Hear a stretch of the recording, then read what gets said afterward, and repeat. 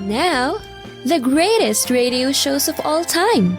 Suspense. The Shadow Node. Washington calling David Harding, Counter Spy. Classic radio theater. The Great Gildersleeve. Fibber McGee and Molly. Dragnet. Gunsmoke. The Lone Ranger. Now, step back into our time machine with your host, Wyatt Cox. Good evening, friends of the Inner Sanctum.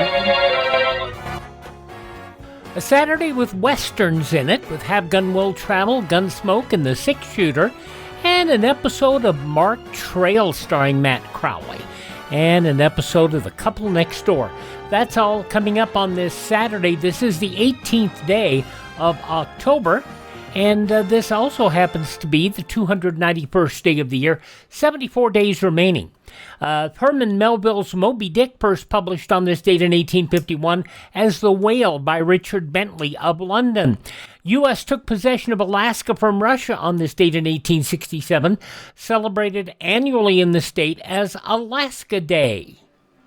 We paid $7.2 million for the state of Alaska. Today, that's over $157.6 million. And considering the materials that we found there, it's still a good deal.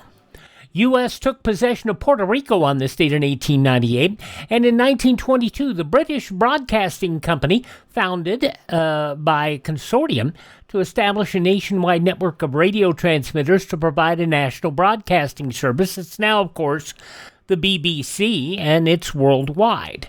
In 1925, the Grand Ole Opry opened. It was on this date in 1931, Thomas Edison died. What do you think of the sound pictures of today? What I think of the talking picture. Yeah. Well, I don't know. I never heard one. What do you think of the Einstein theory? I don't think anything of Einstein theory because I can't understand it. How does it feel to be 84 years old? Well, it feels very fine to be 84 years of age if you don't have anything the matter with you. Well, I have a little trouble now and then, but that's because I'm getting old. But I've got a lot of ginger yet. Edison died not long after that recording was made. Complications of diabetes listed as the cause of death. He was 84. Was on this date in 1944, Adolf Hitler ordered the establishment of a German national militia.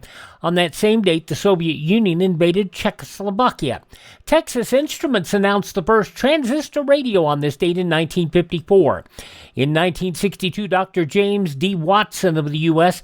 and Dr. Francis Crick and Dr. Maurice Wilkin of Britain named winners of the Nobel Prize for Medicine and Physiology for their work in determining the double helix molecular structure of the DNA.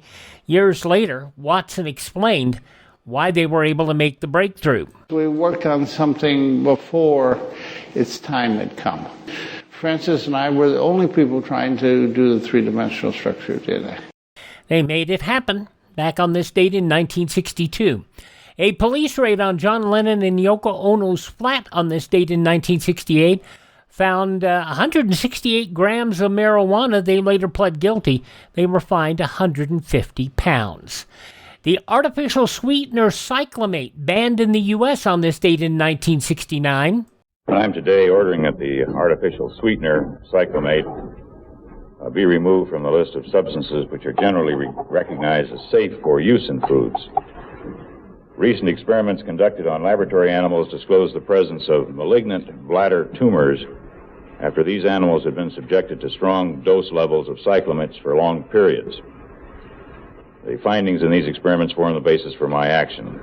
FDA head Dr. Herbert L. Lay, Jr., who would be ousted from his position before the end of the year.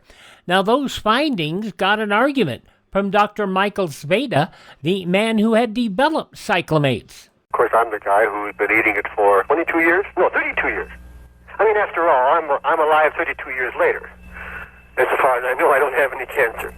Now, other artificial sweeteners, such as aspartame, NutraSweet, sucralose, Splenda, and the ever-popular high-fructose corn syrup, are allowed today, with some ill effects, more in fact than the mostly discredited studies that banned cyclamates.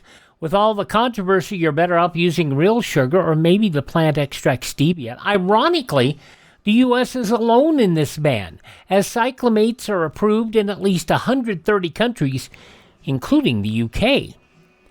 In 1985, Nintendo released the Nintendo Entertainment System in the U.S., the original NES, 2011, 50 wild animals released by the owners of an eastern Ohio farm who then committed suicide. Residents called 911 to report lions, tigers, and bears roaming free in their streets. There's a bear and a lion out. There's a bear and a lion out? Yeah, right up behind us. They're chasing their Terry's horses. Authorities ended up killing 48 animals. In 2019, NASA astronauts Jessica Meyer and Christina Koch took part in the first all-women spacewalk when they ventured out of the International Space Station to replace a power controller.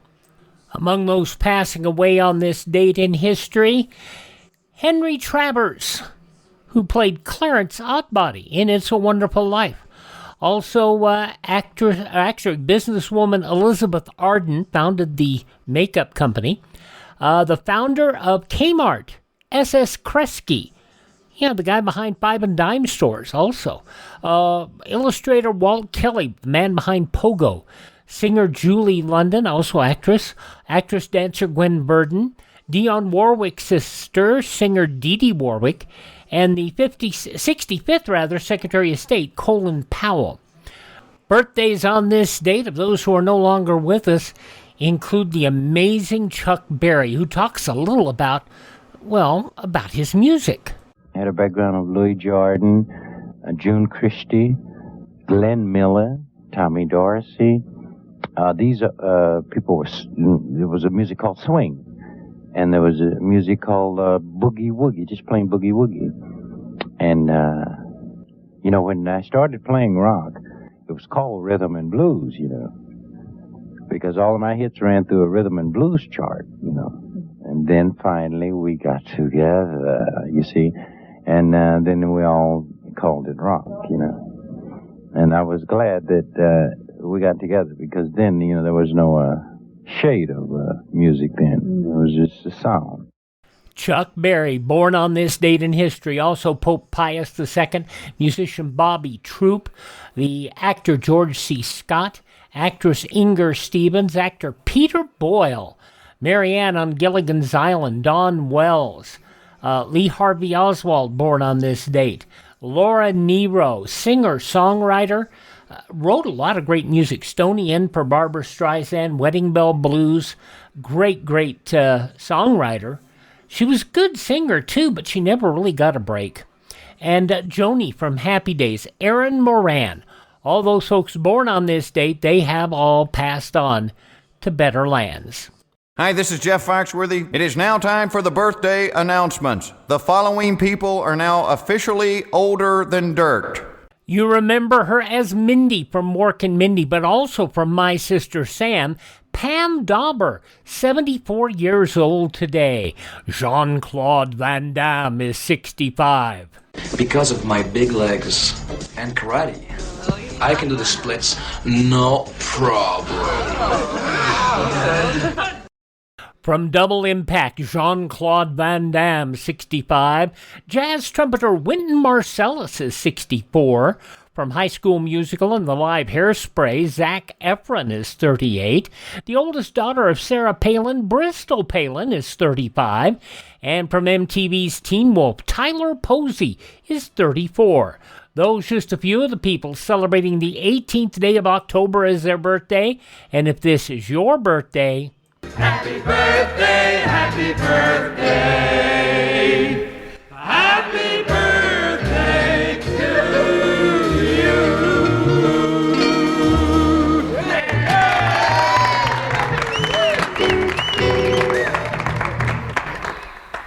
And we'll start off some westerns from this Saturday by going back to October 18th, 1959. John Dehner as Paladin in Have Gun Will Travel. That's up next. 2 weeks, 14 days, 326 hours. Every second that your family could be exposed to radiation after a nuclear attack.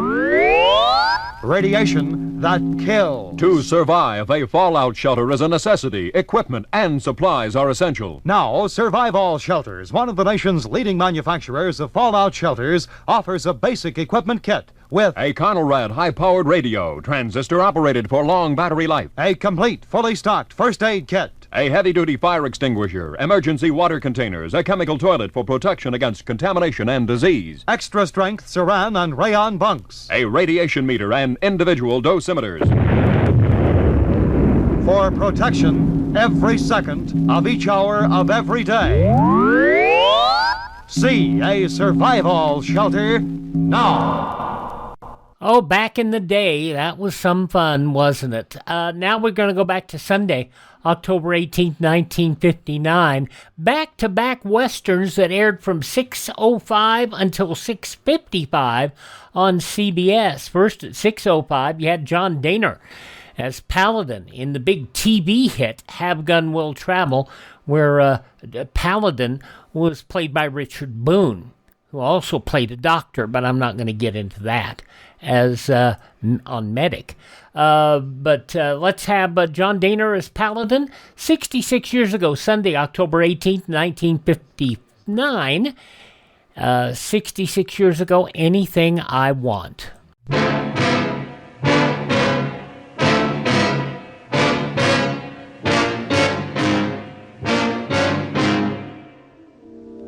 Three armed men against my gun are not very good odds. But you won't stop me from finding this girl's brother.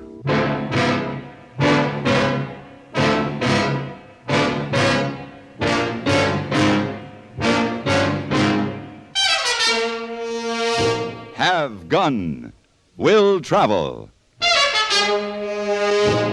Starring Mr. John Dehner as Paladin.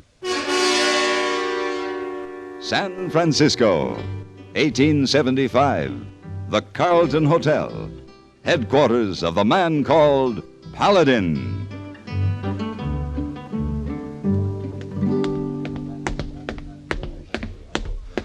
Oh, Mr. Paladin, your bags all in carriage. Thank you, hey boy. Hey, Missy Fulton bags in carriage also. She waiting for you. She's very prompt. Oh, yes, also very pretty. You be gone a long time, Mr. Paladin? 3 weeks, maybe. Long enough to see Marietta to Gila Bend. Oh, Gila Bend? Arizona territory. Marietta believes her brother is there. Believes? Oh, she don't know? Well, they've been separated for years, hey boy. They lost all contact with each other. Ah, you take her to find out. That's right. Well, sir, from where she looks at you, I think she very happy you are one to take her. Now, hey boy, you're letting her imagination run away with you. Yes, sir. Believe me, Miss Fulton is interested in only one thing. Finding her brother. Oh, yes, sir. When you get to Gila Bend, then she'll be very happy. Perhaps, if it really is her brother.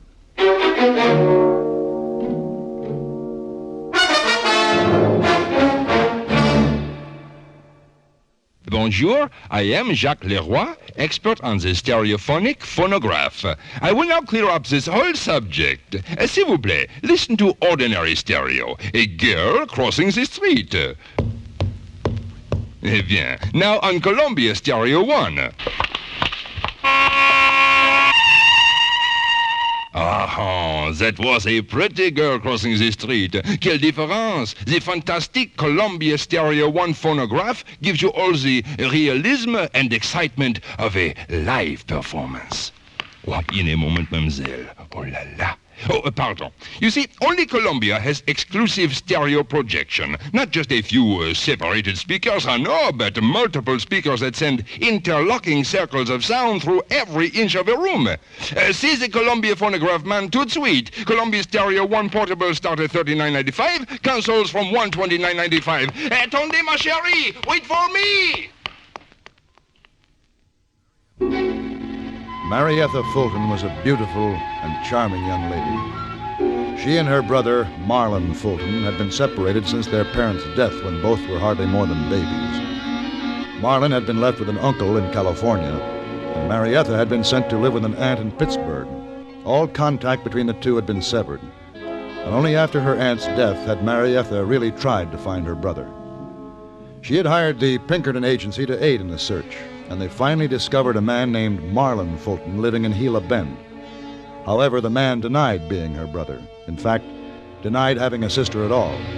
Nevertheless, Marietta came west and hired me to take her to Gila Bend to be completely sure.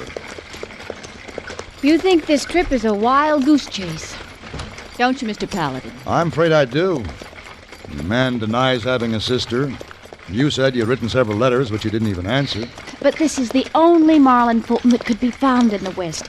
It just has to be him. Well, I hope you're right. Somehow I just know it is. I can feel it. Well, far be it from me to dispute a woman's intuition. How much longer do we have? Oh, about an hour or two. Oh. These stagecoaches aren't the most comfortable things in the world. No, I know. Get down. What is it? What happened? Wait a minute.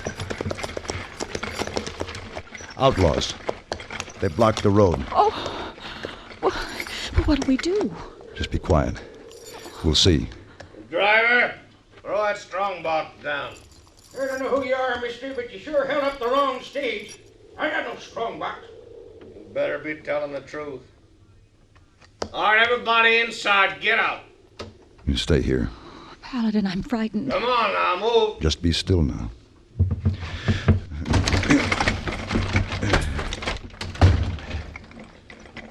All right, mister. Unbuckle that gun belt and drop it. There's 3 rifles pointed right at you.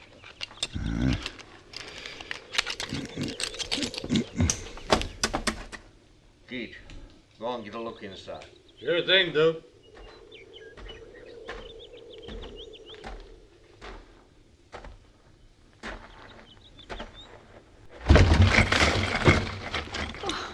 Well, look at what we got here. You find something, Keith? I sure did, Duke. You leave her alone. You best keep your mouth shut, mister. You can step right on out of here, ma'am, so Duke can get a good look at you. Come on now. Paladin? You better step out. Now you're using some sense, mister. Hey, Duke. Ain't she pretty, though? She sure is, Ferdy. Been a long time since I seen a girl dressed up so fancy, looking so pretty as you, man. Oh. Hey, Duke. I got me an idea. Let's take her with us. Hey, maybe that ain't such a bad idea, Duke. She might be worth something, too. Robbing a stage is one thing.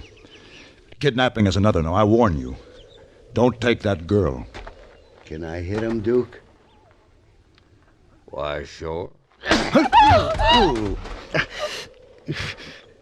You are talking again, mister. Next time you'll wait till someone asks you. You dirty polecats! Watch out, Duke!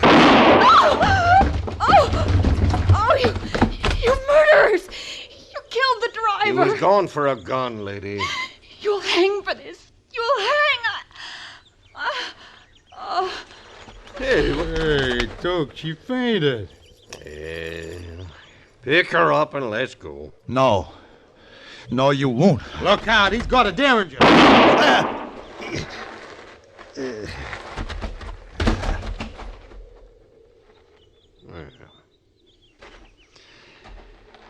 Well, I guess you won't be a hero anymore.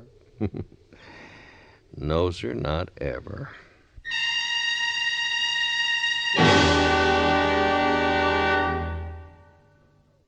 If dandruff dulls your hair, leaves your scalp itchy, please listen. You can get rid of annoying dandruff so fast today, no one should suffer any longer. With Fitch Dandruff Remover Shampoo, unsightly dandruff's gone in 3 minutes. It's the quickest, easiest of all leading shampoos. Besides that, using Fitch regularly is guaranteed to keep embarrassing dandruff away. Simply apply in the unique Fitch manner. Before you wet hair, rub in 1 minute. This way, Fitch shampoo penetrates right down to the scalp. Next, add water. Lather 1 minute to wash every trace of dandruff out of your hair. Then rinse 1 minute. All that loosened dandruff goes down the drain. In 3 minutes with Fitch, 1 rubbing, 1 lathering, 1 rinsing, dandruff's gone. And while removing dandruff, Fitch can also brighten hair up to 35%. To get rid of dandruff problems forever, brighten hair too, use Fitch regularly. Get Fitch Dandruff Remover Shampoo today, only 59 cents.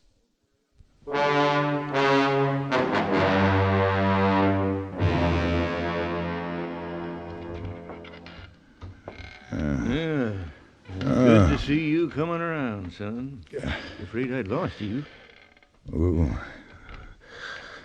are you? And I'm Doc Jonas. You're in my office. Huh? Office? In Gila Bend. Sheriff Tom found you laying in the dust when he went looking for the stage. Brought you and that dead driver back with him. You're lucky, son. If that bullet had been a fraction of an inch lower, you'd have had a hole through your head instead of that crease in it. How long have I been here? Oh, 6, 7 hours. Marietta. You got to get Marietta. No, you just lie back there and take it easy. I tell you, I've got to find her. Those men have got her. Sheriff Tom has already figured out there was a woman on that stage, and he figured she was kidnapped, too. He's been looking for them outlaws for hours now, so it won't do you no good to try and get up. Besides, you'd only fall on your face if you did. Yeah. Sheriff Tom's a good man. He doesn't take to outlaws and kidnapping, not at all. He'll find 'em. I hope you're right, Doc. I sure hope you're right. The next morning, Doc Jonas put a new bandage on my head and reluctantly let me get up. The room spun for a few minutes and then settled down, and I felt my strength slowly returning. You're a fool, son. You should stay down at least another day or two. I can't, Doc. You can, too. Gonna open up that head wound again, then you'll be down for good. Now, that's something I have to chance. There isn't any sense to it. How do you expect... Doc, open up. That sounds like the sheriff. I got the girl. Bring her in here. Marietta. Now, put her down here. Easy now. Oh, no. No, please. Oh, please don't. Where did you find her? In a line cabin. They left her there to die. Marietta. She's been hurt. She's been hurt real bad. You two get in the other room. Go on now, get. Sure, Doc. Come on, mister.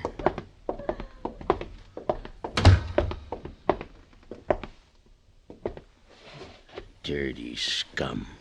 Dirty, filthy scum. Did you find them, Sheriff? Nah. I had to get her back. But I'm gonna find them, if it's the last thing I do in my life. Oh, I tell you, mister, it's times like this I feel like throwing my badge away. I was responsible for that girl, Sheriff. And I let those 3 vultures get her. 3 of them, huh? Yeah, I kind of figured as much by their tracks. Who was they, do you know? I know what they called each other. And I know their faces. That's something I'll never forget. Well, then you tell me. You're the only witness to what happened. That's right, Sheriff. That's one thing those 3 don't know. They think I'm dead. So maybe, just maybe, they'll come into Gila Bend sometime. I want you to tell me their names and what they look like. Oh. How is she, Doc? You are too late, Sheriff Tom. She's dead. Oh, them rotten, dirty skunks. Now, mister, you tell me what their names are. Not now, Sheriff. Not now. I'm not wearing a badge. And I'm going after those men myself.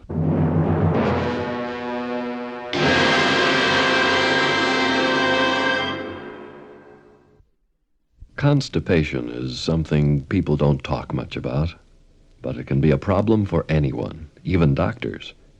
And when constipation occurs, it's interesting to see just what doctors consider important about a laxative they might use or recommend.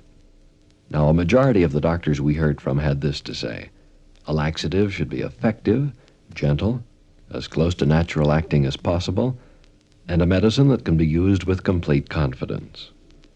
Well, pleasant-tasting chocolated X-Lax is effective. Overnight, it helps you toward your normal regularity. X-Lax is gentle. Next morning, it gives you the closest thing to natural action. And that's why many doctors and millions of people use X-Lax with complete confidence. X-Lax, the laxative that helps you toward your normal regularity gently, overnight. Is X-Lax in your medicine cabinet?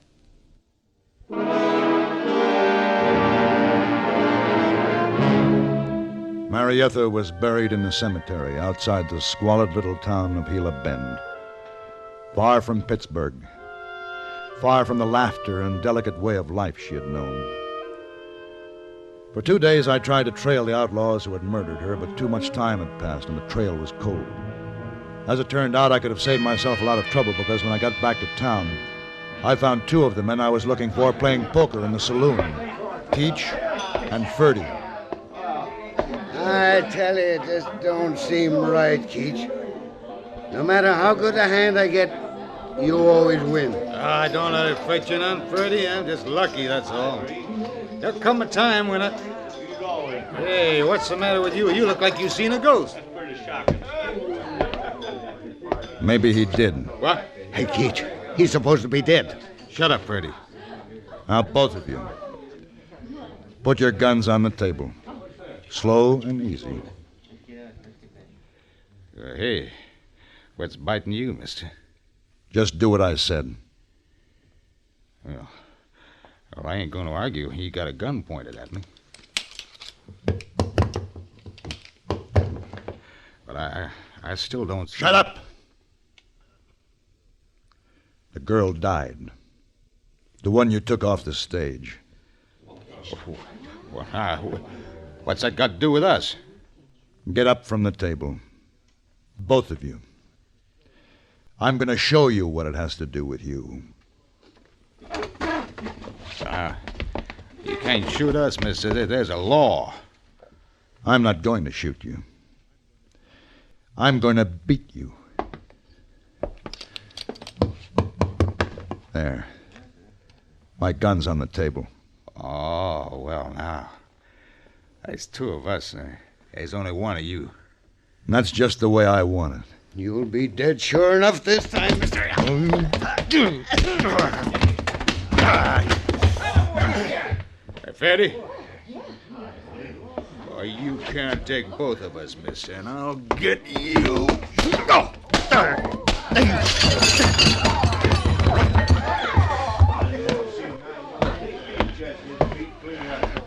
Now you, Ferdy, get up. Now, wait a minute. Wait a minute, mister.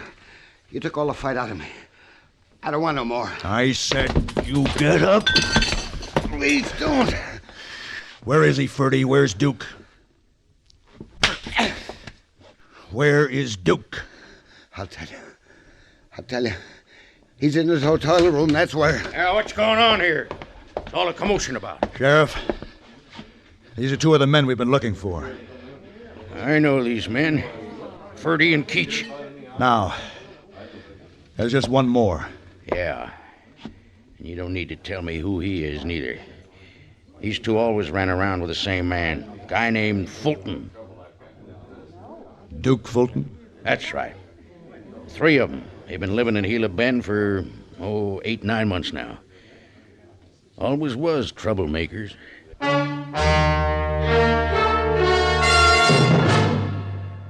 And now here's a message from the watchmakers of Switzerland. Swiss vacation. Swiss vacation. Win a fabulous vacation for 2 in beautiful Switzerland. Enter the Swiss Vacation Contest. It's easy. Nothing to buy. Pick up a free entry blank at a jewelry store or other store that sells quality watches. Then in 25 words or less, complete this statement. A quality watch is the best value because there are 1,000 prizes.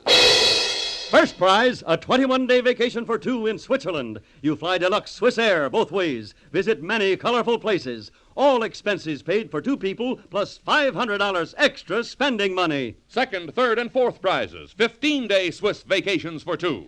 Also, 4 mink stoles, 8 Bolex movie cameras and projectors, 12 Hermes typewriters, 160 $100 watches, 812 gala assortments of Tobler Swiss chocolates. Enter the Swiss Vacation Contest today. Free entry blanks at your jewelry store.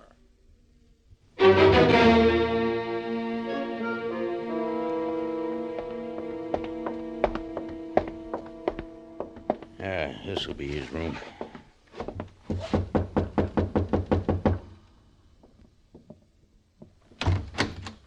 Well, hello, Sheriff. Something startle you, Duke? Oh, no. Why should it? This him, Paladin? That's him. You're under arrest, Duke. Arrest? Oh, what's this all about? What for? A murder and a stage driver and a girl. A girl? Well, the girl wasn't you. She died, Duke. Shortly after the sheriff got her back to town. Well, what's that got to do with me? Everything. Maybe even more than you think. What do you mean? A few months ago, you were contacted by some Pinkerton men. About a sister you were supposed to have, weren't you? Oh, how do you know so much? Weren't you? Marlin. What? So what? A little while later, you got some letters from that girl.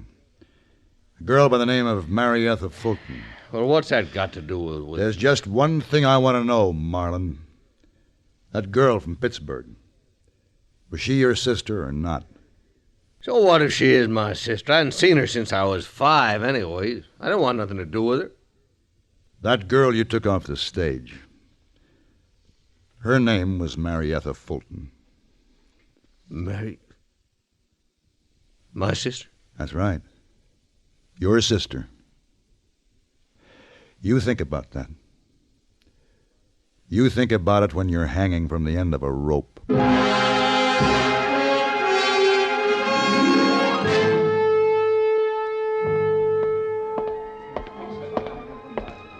Ah, Mr. Paladin, good to see you home again. You're gone a long time. Yes, hey, boy. I was gone a whole lifetime. Oh, you have a sad heart. Time will heal it, hey, boy. Are there any messages for me? Oh, no, sir. No messages, buddy. Young lady asked for you a little while ago. Oh, very pretty. No, just tell her I'm not in, hey, boy. Oh, too late for that. Here she comes, see? Oh, well, why didn't you tell me, hey, boy? I did. The clerk at the desk said that you were Mr. Paladin. Why, yes. Well, Mr. Paladin, I'm so happy to meet you. My name is Darla Wood. Miss Wood? My uncle knows you. You're... Colonel Orville Wood. Yes. My uncle told me if I ever came to San Francisco to be sure and look you up. Well, I'm very flattered. Perhaps we can have dinner together and discuss your uncle further? Well, Mr. Paladin, I think that would be perfectly delightful. Wonderful. My arm? Thank you. Tell me, is this your first trip to the West? Why, yes, it is, and I'm just thrilled by it all. Oh, yes, Mr. Paladin. It's good to see you home again.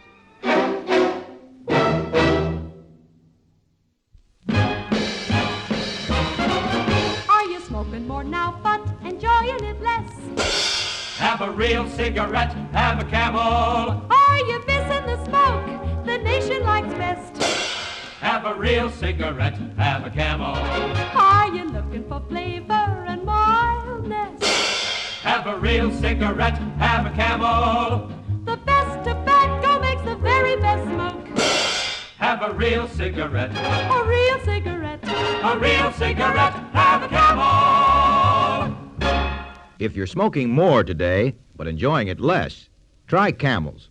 More people smoke Camels than any other cigarette. Any filter, any king, any regular. The Camel blend of costly tobaccos has never been equaled for rich flavor and easygoing mildness.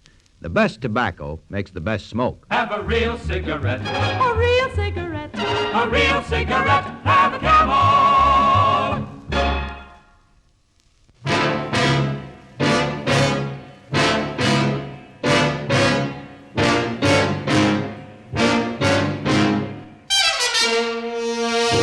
Have Gun, Will Travel.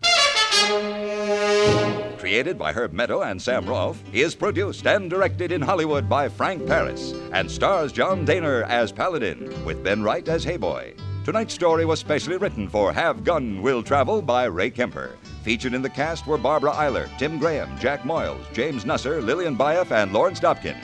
This is Hugh Douglas inviting you to join us again next week when CBS Radio presents Have Gun, Will Travel.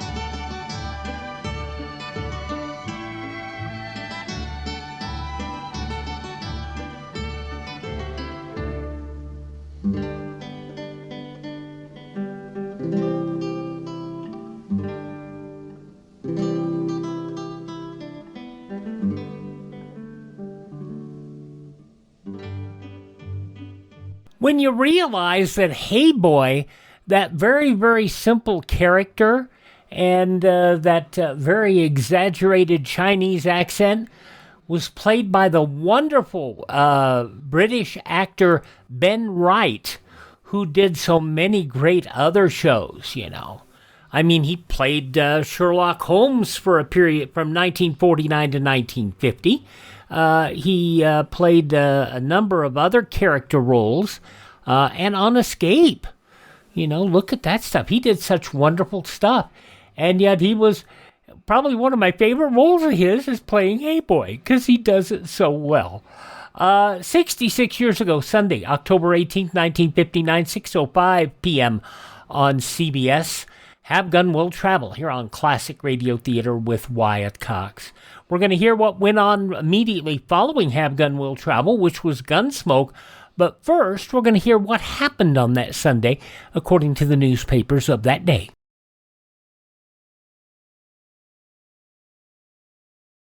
This is basic civil defense information from the Department of Defense, Office of Civil Defense, Washington. Especially in time of emergency, think before you act and follow instructions by responsible authorities. You may receive warning of an attack by outdoor warning systems or by radio or television or even by word of mouth. Unless local officials have instructed you otherwise, go immediately to a public fallout shelter or to your home fallout shelter. Then tune your radio to any local station that is broadcasting and listen for official information. Follow whatever instructions are given. Don't use the telephone to obtain further information and advice about the emergency. Depend on radio, as the government will be broadcasting all the information it has available. The telephone lines will be needed for official calls. Help keep them open. Let me repeat, in time of emergency, for official government information and civil defense instructions, tune your radio to any local station that is broadcasting. All right, on this Saturday, Classic Radio Theater with Wyatt Cox, here's some of the headlines from Sunday, October 18, 1959. The Philippine ambassador to the UN accused former U.S. Assistant Secretary of State Walter Robertson of contributing to the decline of U.S.-Philippine relations. Ambassador Leon Guerrero, who recently engaged in a heated argument with Robinson during a New York City luncheon, said that relations between the two nations reached a most delicate stage and during the 6 years that Robertson supervised Philippine-American affairs in Washington while Assistant Secretary of State for Far Eastern Affairs. A towering former Army Master Sergeant, now retired in St. Petersburg, Florida, surveyed the mementos of 8 years as chauffeur, enlisted aid and spread to General George C. Marshall. Near his trailer park home, a flag drooped at half-mast, and Master Sergeant James W. Powder, 62, prepared to fly to Washington to attend to last rites for his former boss. The body of former soldier statesman George Catlett Marshall, lying in state at Washington National Cathedral while the nation he served so ably mourns his death. The Defense Department officials skeptical of a report indicating the Russians have hurled intercontinental range missiles in the direction of Hawaii, but they express no doubt that the Soviet missiles have the range to reach Hawaii, or that the Russians probably have fired missiles into the Pacific Ocean near the Asiatic mainland. Pope John the 23rd put his arm around a 19-year-old American boy yesterday and suggested that perhaps we have another Mozart. The pontiff received in a special audience Joey Alfidi of Yonkers, New York, who's won acclaim as a boy genius for his composing, conducting, and piano playing. Joey had composed a piece for string orchestra, which he dedicated to Pope John and told him about it yesterday. Joey said, "I didn't get to play it for him, but I hummed a few bars of the theme for him." The young musician, accompanied by his father, Frank Alfidi, and a tutor, Michael P. Privieto, in his visit to the Pope. Hopes for a voluntary settlement of the 96-day-old steel strike were punctured last night. Both union and management rejected offers made by the other. The steel companies presented their new offer at a crucial closed-door negotiating session. The union denounced the offer as totally unacceptable. Industry, in turn, rejected a scaled-down union proposal as too costly. James C. Haggerty, White House press secretary, said last night the news-gathering industry must come up with an orderly plan to see that the six-ring circus coverage of the Khrushchev visit is not repeated. Haggerty said he was not proposing coverage regulation of visits between heads of state. He said it was up to the industry itself to come up with the solution to end the mob scenes and the chaos. The U.S. last week made a number of successful space shots, thus easing some of the official embarrassment over Russia's historic moon shots. The Army put a complicated Earth satellite, Explorer 7, into orbit. It was sandwiched between successful edge-of-space shots of a Thor intermediate-range ballistic missile, an ICBM, and an experimental air-launched Bold Orion ballistic missile. The satellite, the 13th orbited by the U.S. and was a 91.5-pound sphere launched from Cape Canaveral by a 60-ton Juno missile.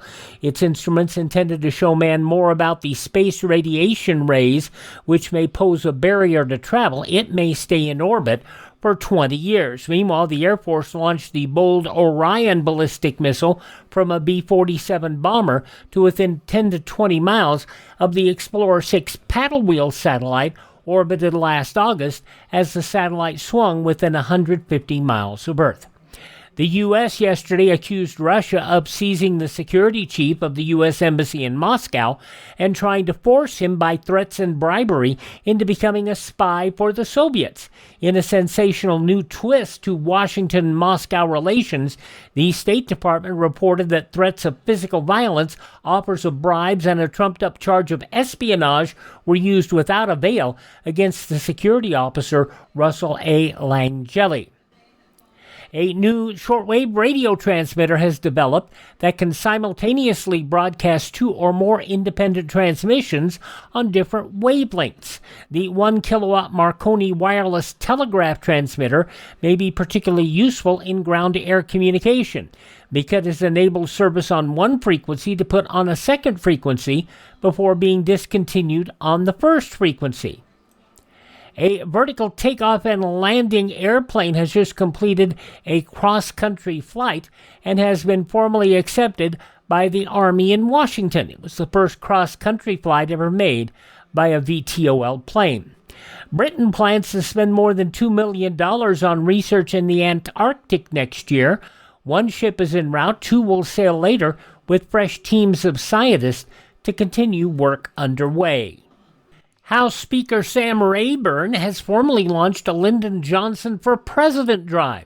The Speaker summoned newsmen to his hotel suite for the announcement. He said work would start immediately to organize Texas and possibly other states. Meanwhile, Senator James Roosevelt said he might consider seeking the Democrat nomination for president if someone would ask me.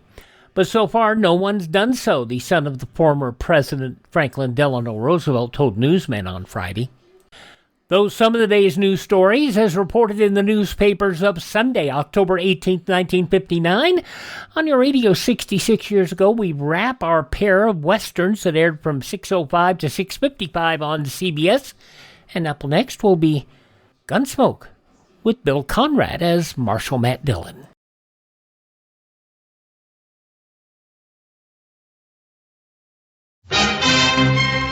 What's with the basket, Mom? Picnic? Nope, this is Grandma's Pantry, modern version. Great, Mom. Only what's it for? Civil defense. And you're the one who brought the idea home from scout meeting. Here, help me check off the list. Fruit juice? Yup. Powdered milk? Right. Canned meats? Into civil defense comes Grandma's Pantry, the symbol of preparedness. Unexpected company? Grandma always had plenty for everyone. No matter what unexpected disaster, your family should have a 7-day supply of food on hand, kept well protected in jars or tins, and safe in a shelter area. In an emergency or during evacuation in case of enemy attack, it's too late to plan. You will have to depend on your own resources, on Grandma's Pantry. Assure the future. Know the 6 steps to survival. Make this year your family's year for civil defense. You take the first step. Civil defense, an American tradition. Good to have your own Grandma's Pantry these days. You never can tell what might happen to the supply chain. Now let's wrap up our look at shows from Sunday evening, the 66 years ago today, October 18th, 1959, with Bill Conrad, William Conrad, Marshal Matt Dillon, Gunsmoke.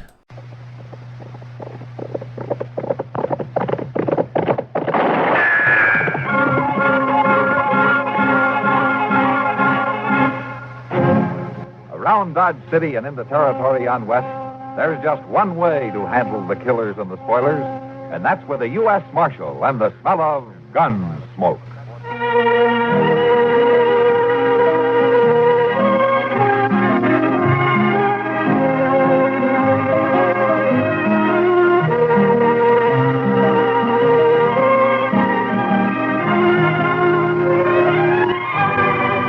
Gunsmoke, starring William Conrad, the story of the violence that moved west with young America, and the story of a man who moved with it. I'm that man, Matt Dillon, United States Marshal. The first man they look for and the last they want to meet. It's a chancy job, and it makes a man watchful and a little lonely.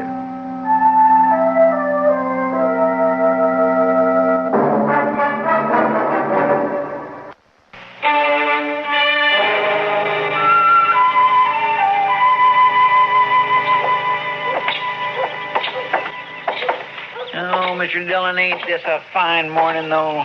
A little nippy, maybe, but just fine. Yeah, Indian summer hanging on, winter holding off. You know, Chester, this time of year I wouldn't trade western Kansas for everything east of the Mississippi. Oh, good morning, Caleb. I've been waiting in this jail office for a full 2 hours. What time do you start work, Marshal? Chester, you know Caleb Andrews, don't you? Yes, sir. How are you, Mr. Andrews? Marshal, I have an order here from the U.S. District Court. No? I believe it's your job to serve such orders. It is. I don't get them often, though. Now, order of foreclosure and eviction on Ed Blake. Now, Caleb, why are you doing this to Ed? The man borrowed money from me, gave me a mortgage on his farm and household effects. He can't pay it. It only came due 3 days ago. You sure didn't waste any time. Well, I'm not interested in your opinions, Marshal Dillon. Amount of the mortgage, $420. What do you need with $420? You own half of Ford County right now. Marshal, it's not your place. You know as well as I do why Ed Blake can't pay this off. His horse rolled on him last spring and broke his leg. And then his wife and kid nearly broke their backs trying to get a crop out. Oh, I didn't come here to listen now, to if you'd let this ride on through the winter, you'd get your money out of it. But if you go ahead and foreclose now, you're going to wipe him out. Marshal, I already have foreclosed. Yeah. You'd break a man for $420 that you don't even need, huh? As I said, your opinions don't interest me. All I expect from you is to serve those papers. All right, I'll serve them. You'll notice they're to be served today. I said I'd serve them. Now get out. What, sir? This office belongs to the United States government, and as far as I know, that's one thing you've got no mortgage on, so get out. You may find I have some influence in Washington, Marshal Dillon. Then see if you can get me a decent salary for this rotten job I've got.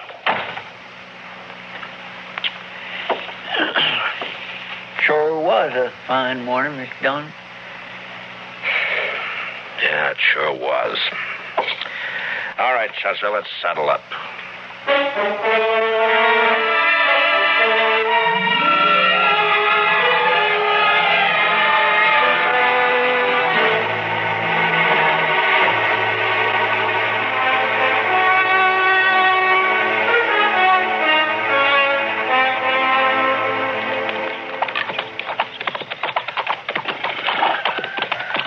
There's one job I sure wish we didn't have to do, Mr. Dillon. Yeah. It sure is a nice farm. Ed and Martha put in a lot of work here the last 4 years. Chester, we don't have any choice. Yes, sir, I know. It's a downright shame. Hey, Marshal! Oh, boy. Well, hello, Jimmy. Look here what I got, Marshal. Looks to me like a mighty dead coyote. He's been killing my chickens, so last night I hid out behind the barn. I got him with one shot, Marshal, and there wasn't even a full moon. Oh, that's fine, Jimmy. Matt Dillon, how are you? Morning, Martha. And Chester, too. Miss Blake? Glad to see you. Get down and come on in. Oh, thank you. Jimmy, now that you've showed that thing to Marshal Dillon, take it away somewhere. All right, Mom. He's real proud of those chickens of his, and he's done fine with them. Oh, here I am, though, keeping you standing out here in the yard. Come on, let's go inside. Well, we really can't stay, Martha. Oh, nonsense. You don't get out here once in a coon's egg. Yeah, I know, but... And you're just in time. Your favorite dish, Matt. I was just about to take it out of the oven when you rolled up. Cornbread? Buttermilk cornbread? Right. Ed's not here, but you will stay, won't you? Oh, Ed's away, huh? Yes, he's in town. Matt, you're not yourself. What is it? Well, Martha, I suppose I ought to talk to Ed about this, but maybe it'd be better if he hears it from you. Here's what? I've got a court order here. It has to do with that mortgage of Caleb Andrews. It's an order of foreclosure and eviction and sale. No. Oh, no. Yeah, here it is. We were so sure he'd extend it. So sure. Oh, Matt, how long before we have to get out? 5 days. So soon? You were right, Matt. It is better that Ed hears it from me, coming on top of everything else. Martha, if there's anything I can do, you just let me know. Matt, I don't blame you for this. I understand. Come on in now and have some cornbread with us. Well, I couldn't. I'm sorry. Thanks anyway, Martha, but I'm just not very hungry.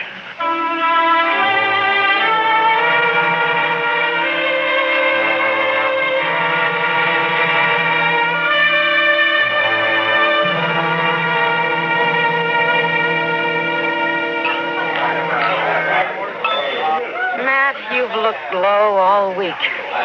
Well, it's just things in general, Kitty. You know, sometimes you get to wondering if it's all worth it. It's the Blakes that's bothering you, isn't it, Matt? Chester was telling me. Yeah, Chester talks too much. That's not your fault, Matt. Somebody had to serve the orders. Yeah, and somebody has to be a hangman, too. Well, life's never all good, Matt. There's always a little bad in it. And on my job, it's more than a little, Doc. Try making your living sometime as a dance hall girl. Yeah, I guess so. But you know, when you have to go out and boot somebody like the Blakes off their land and out of their home, then you just start wondering what is right and what is wrong.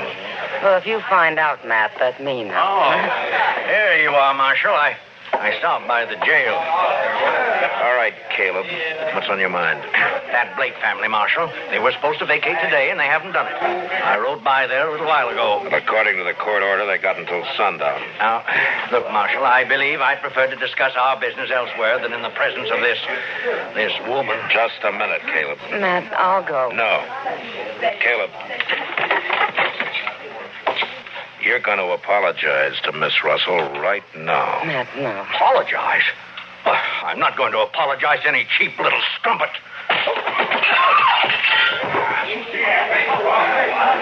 Matt, you shouldn't have done it. Sam. Yeah? Take him outside and throw some water on him, will you? Sure, Matt. Come on. Charlie, come here. He'll do everything he can to harm you now, Matt. He'll take it out on the Blakes, too. Maybe. Look, I just got an idea. I'll see you later.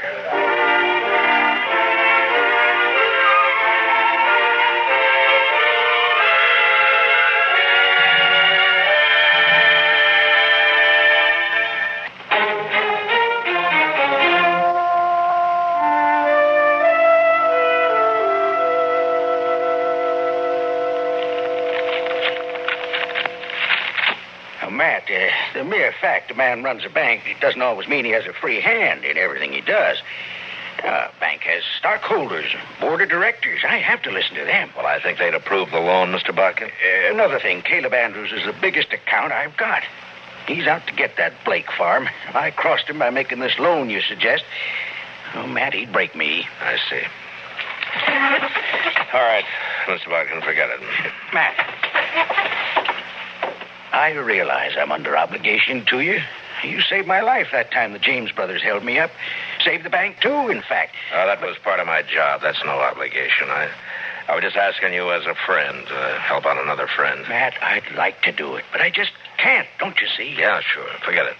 I've got to think of my wife and the two girls. Of course you have. It's not that I don't want to help. I understand, Mr. Botkin. Forget it.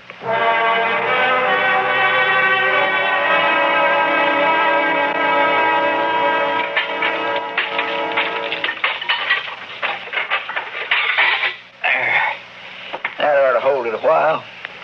That fire feels kind of good, Mr. Dillon. Getting chilly out tonight. Yeah. Yes, sir. When winter sets in, it always makes you feel good to know you got a warm place to hole up. It'd be mighty rough to... Yeah, I was thinking of the same thing, Chester. You reckon they vacated this afternoon? I don't know. We'll ride out there in the morning and find out. Yeah, come in. Can we bother you? Ed, come on in. Martha. Hello, Jimmy. Hello. Come on up the stove. Yeah. Fact is, Matt, we kind of like to impose on you for tonight. We don't have any place to go, no money, and, well, wondered we could sleep in the jail. Well, sure, Ed. Sure. Chester, will you get a fire going back there? Huh? Yes, Mr. And dig some blankets out of the storeroom, huh? Yes, sir.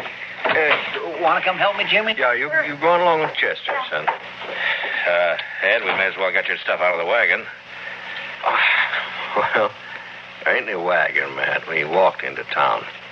What? You walked? Well... With that leg? The wagon, the stock, all the household goods, they're all covered in that mortgage, you see. So we didn't take anything, just clothes on our backs. Oh, Ed. So help me, It's all right, Matt. We know how you feel. After all, we started with nothing before, and we can do it again. There's no reason you should have to. We do have to, though, and that's that. Mr. Dillon? Yeah, what is it, Chester? It's Jimmy. He grabbed a rifle from the rack and took out the back way. I couldn't stop him. Where on earth is he going? I know where he's going, and heaven help him if we don't catch him.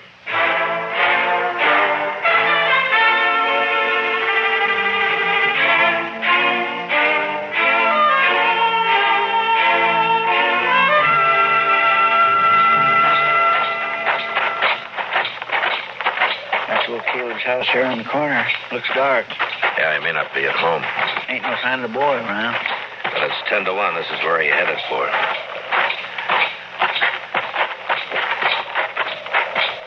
Chester. There's somebody back of that tree there to the left. Oh, yeah. Reckon it's him? I don't know. Just keep on walking. Jimmy? It's me, Matt Dillon. Go away, Marshal. You better go away now. Well, I can't do that, Jimmy. But you're a friend of mine. And I figure you're waiting here to do something you'll be sorry for.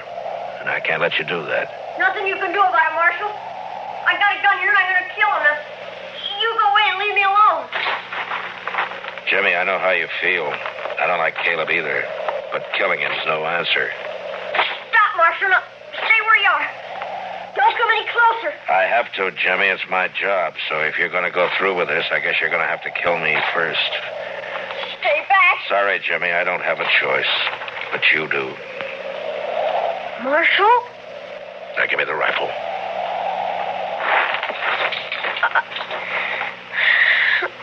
I couldn't shoot you, Marshal. You know that. Sure.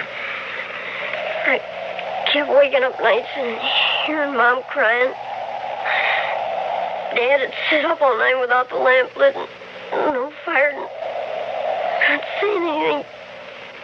Just sitting. Take it easy now. Why is he doing it to us, Mr. Dillon? Jimmy, will you do something for a friend? If you say so. All right, take that rifle back to the jail. Put it in the rack. And you go to bed. You promise? I promise, Mr. Dillon. I'm sorry. I'll do like you say. All right, Jimmy. Good night, son.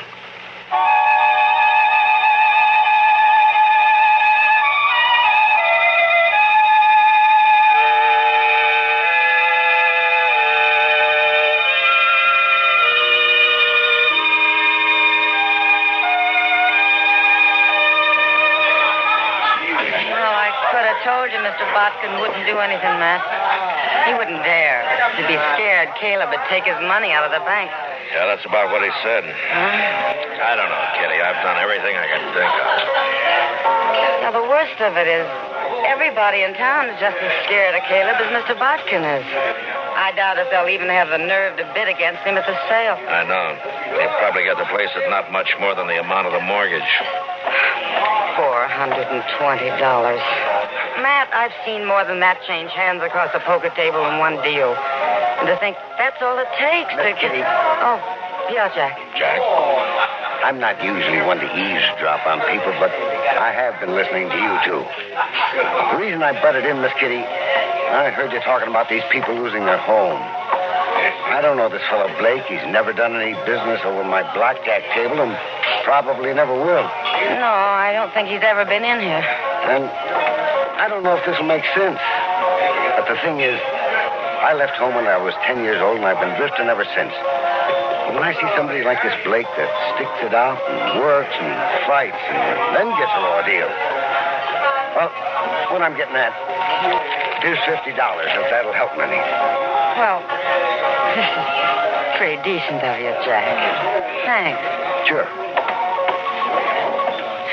Matt, I said a while ago that nearly everyone in town was afraid of Caleb. Well, it looks like there's some who aren't, like Jack and the other dealers and the girls and the bartenders. Matt, I can raise $420 right here in the Long Branch. I think maybe you could, Kitty. I can do as well as Jack, too. Here's 50 from me. Boys, everybody, listen to me for a minute. Now, quiet down. Shut up. Quiet down. I got something to say.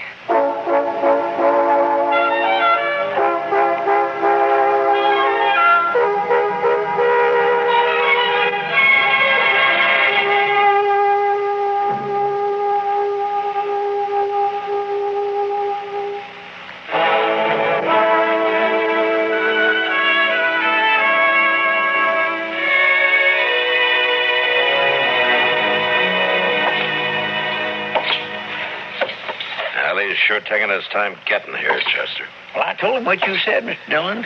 Ought to bring him to the office on the run, if anything will. Anytime Caleb figures he's about to lose $1 or two, it's hitting him where it hurts. The Blakes turned in for the night, have they? I guess so. It's quiet back there. Marshal, what's this all about? Shut the door, Caleb. Now, would you mind telling me why I've been called here at this time of night? Sure. Here's $420.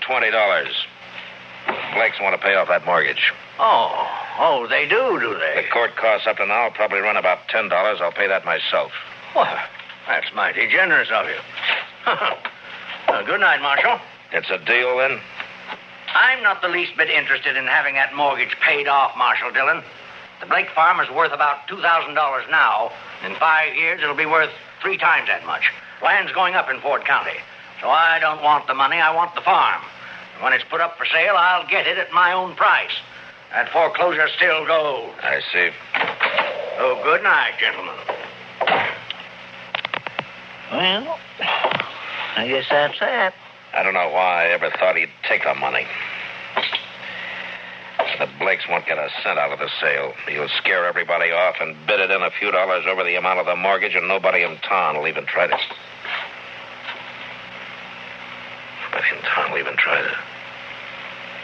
Try to what, Mr. Dillon? Chester, I'm going over and wake up Mr. Buck, and I got an idea. And if it works, we'll hold that sale at noon tomorrow. Well, that's pretty short notice to find an auctioneer. I don't need an auctioneer, Chester. This one I'm going to run myself.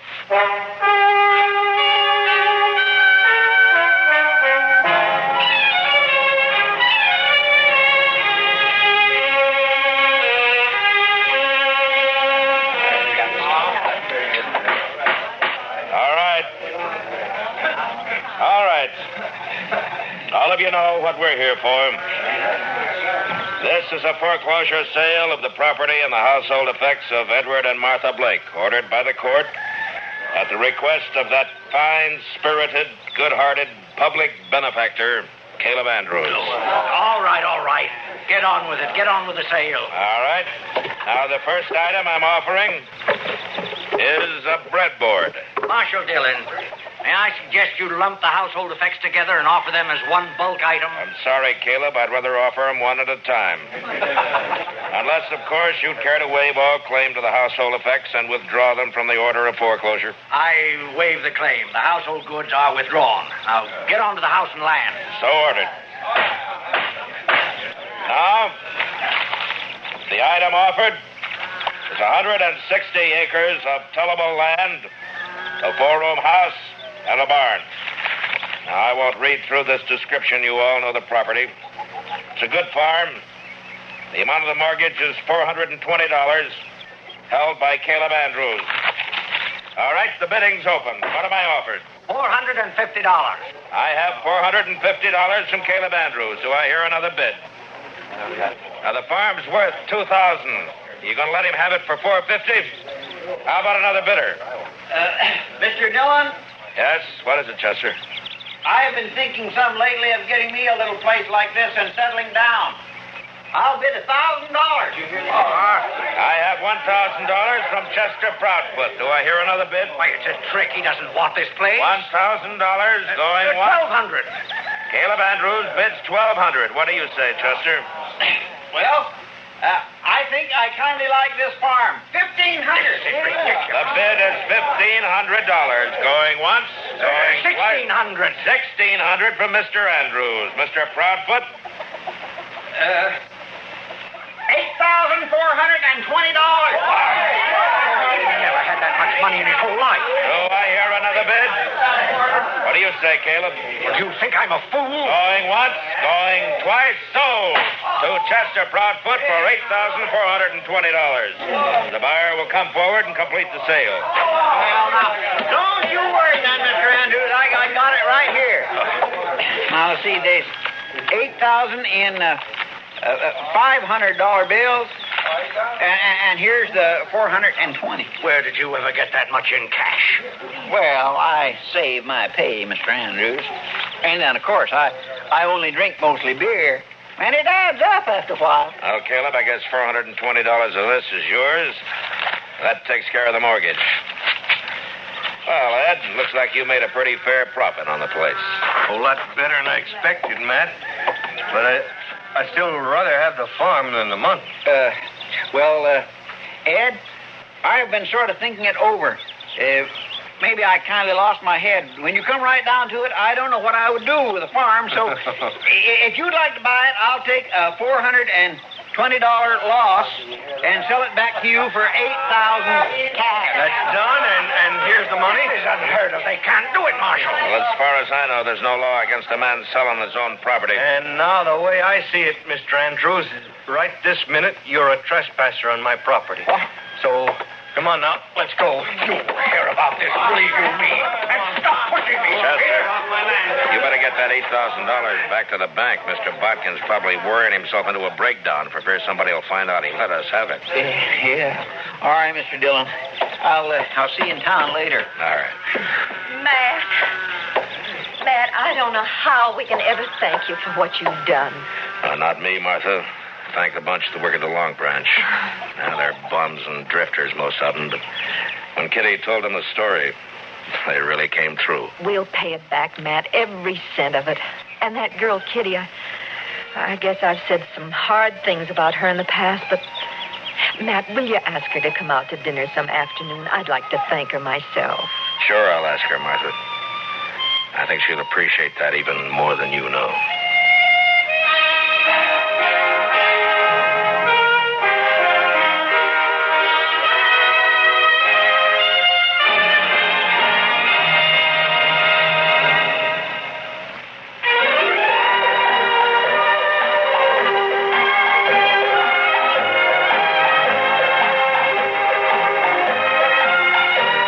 Gunsmoke.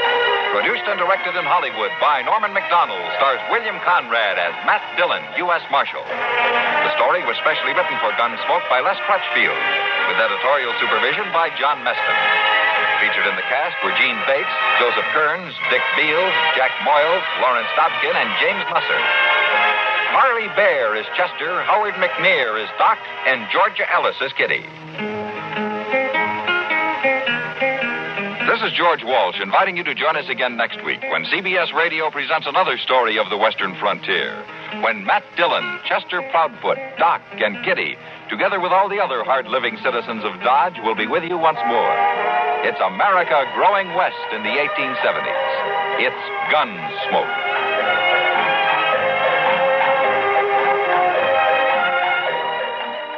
And that wraps up our look at Sunday, October 18th, 1959, 66 years ago, Gunsmoke, here on Classic Radio Theater with Wyatt Cox. Coming up on our Sunday podcast, we'll have drama featuring The Legend of Annie Christmas.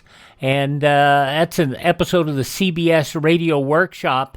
William Conrad narrates it, and it stars Amanda Randolph as Annie Christmas, a legendary giant negress who started as a slave but became a heroine to her people. Also, Bill Johnstone as the Shadow from 84 years ago, 1941. Nick Carter and the Hoodoo Ship. Nick Carter, Master Detective, starring Lon Clark from 1947, The Case of the Perfect Alibi. An episode of Dragnet starring Jack Webb from 1952, The Big Pill. And Lum and Abner, buying the observatory property. Yeah, that's all coming up on Sunday. Monday, we'll take a look at the shows from Sunday, October 20th, 1957, with the final Stan Freberg show, the final suspense production of Sorry Wrong Number with Agnes Moorehead, the Mary Grace Matter of yours truly, Johnny Dollar, and another Sunday Gunsmoke. On Tuesday, we'll have comedy with My Favorite Husband, Milton Berle, The Aldrich Family from 1948, and Charlie McCarthy and Fred Allen. On Wednesday, we'll have The Weird Circle, The Boston Blackie, Escape, the H.G. Wells' Time Machine, and that also will star John Dehner, and then The Challenge of the Yukon. On Thursday, comedy with Fibber and Molly, Gildersleeve, Amos and Andy, and another episode of The Aldrich Family. And then on Friday, Westerns again, Jimmy Stewart is a six-shooter, Have Gun Will Travel, and Gunsmoke. And an episode of Suspense entitled Easy Victim. And then on Saturday, we will have Father Knows Best, a comedy starring Robert Young, The Aldrich Family starring Bobby Ellis from 1952, Jack Benny from 1952 as well, a gossip article about Jack, and Ozzie and Harriet. And that's all coming up in the next 7 days here on Classic Radio Theater with Wyatt Cox. Hope you will be with us for all of that fun. Coming up next, though, we will have an episode of The Six Shooter starring Jimmy Stewart.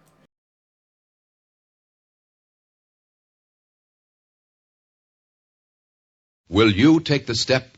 Hi, Dad. You want some help washing the car? What? Well, sure. Tom, you want something? Nothing, Pop. Mind if I put some civil defense stickers in here? Stickers? What for? Oh, see, Pop? Put them on the radio dial. At 640 and 1240. That's Conrad. 4 wheels to survival. That's your car in a civil defense emergency. It will help you move away from danger. If it's in good mechanical condition. Tires properly inflated, battery in tip-top shape, and your gas tank more than half full. Mark your car radio at 640 and 1240 for official information. Another sticker at the half-full mark will help remind you to keep plenty of gasoline in the tank. Know the 6 steps to survival. Make this year your family's year for civil defense. You take the first step. Civil defense, an American tradition. Keeping that car in shape's important. I'm still running my 2012 Chevy Malibu. And, a lot of those Malibus have gone out of service, but thank goodness I've kept mine in good shape, getting all the oil changed regularly and all that good stuff, and keeping good gas in it. That's important. Okay, let us roll on here by going back to October 18th, 1953, 72 years ago. Jimmy Stewart as the Six Shooter.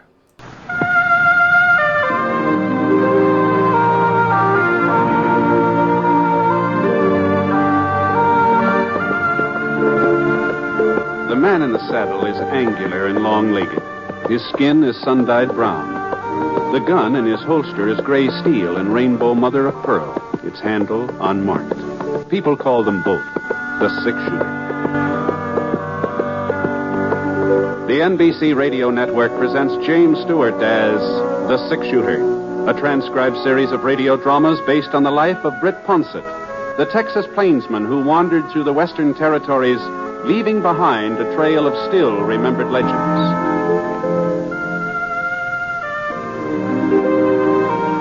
Now, in just a moment, immediately following this important announcement, you will hear Act One of The Six Shooter.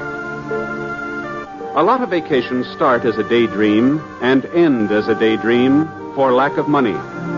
That need not happen to you. You can have extra money when you need it. Simply join the payroll savings plan for buying United States savings bonds. When your bonds mature, you'll get back $4 for every $3 you invest. And there's your extra money, your vacation, both guaranteed. Ask your employer about buying United States savings bonds through the payroll savings plan, and then join. Now, Act One of The Six Shooter, starring James Stewart.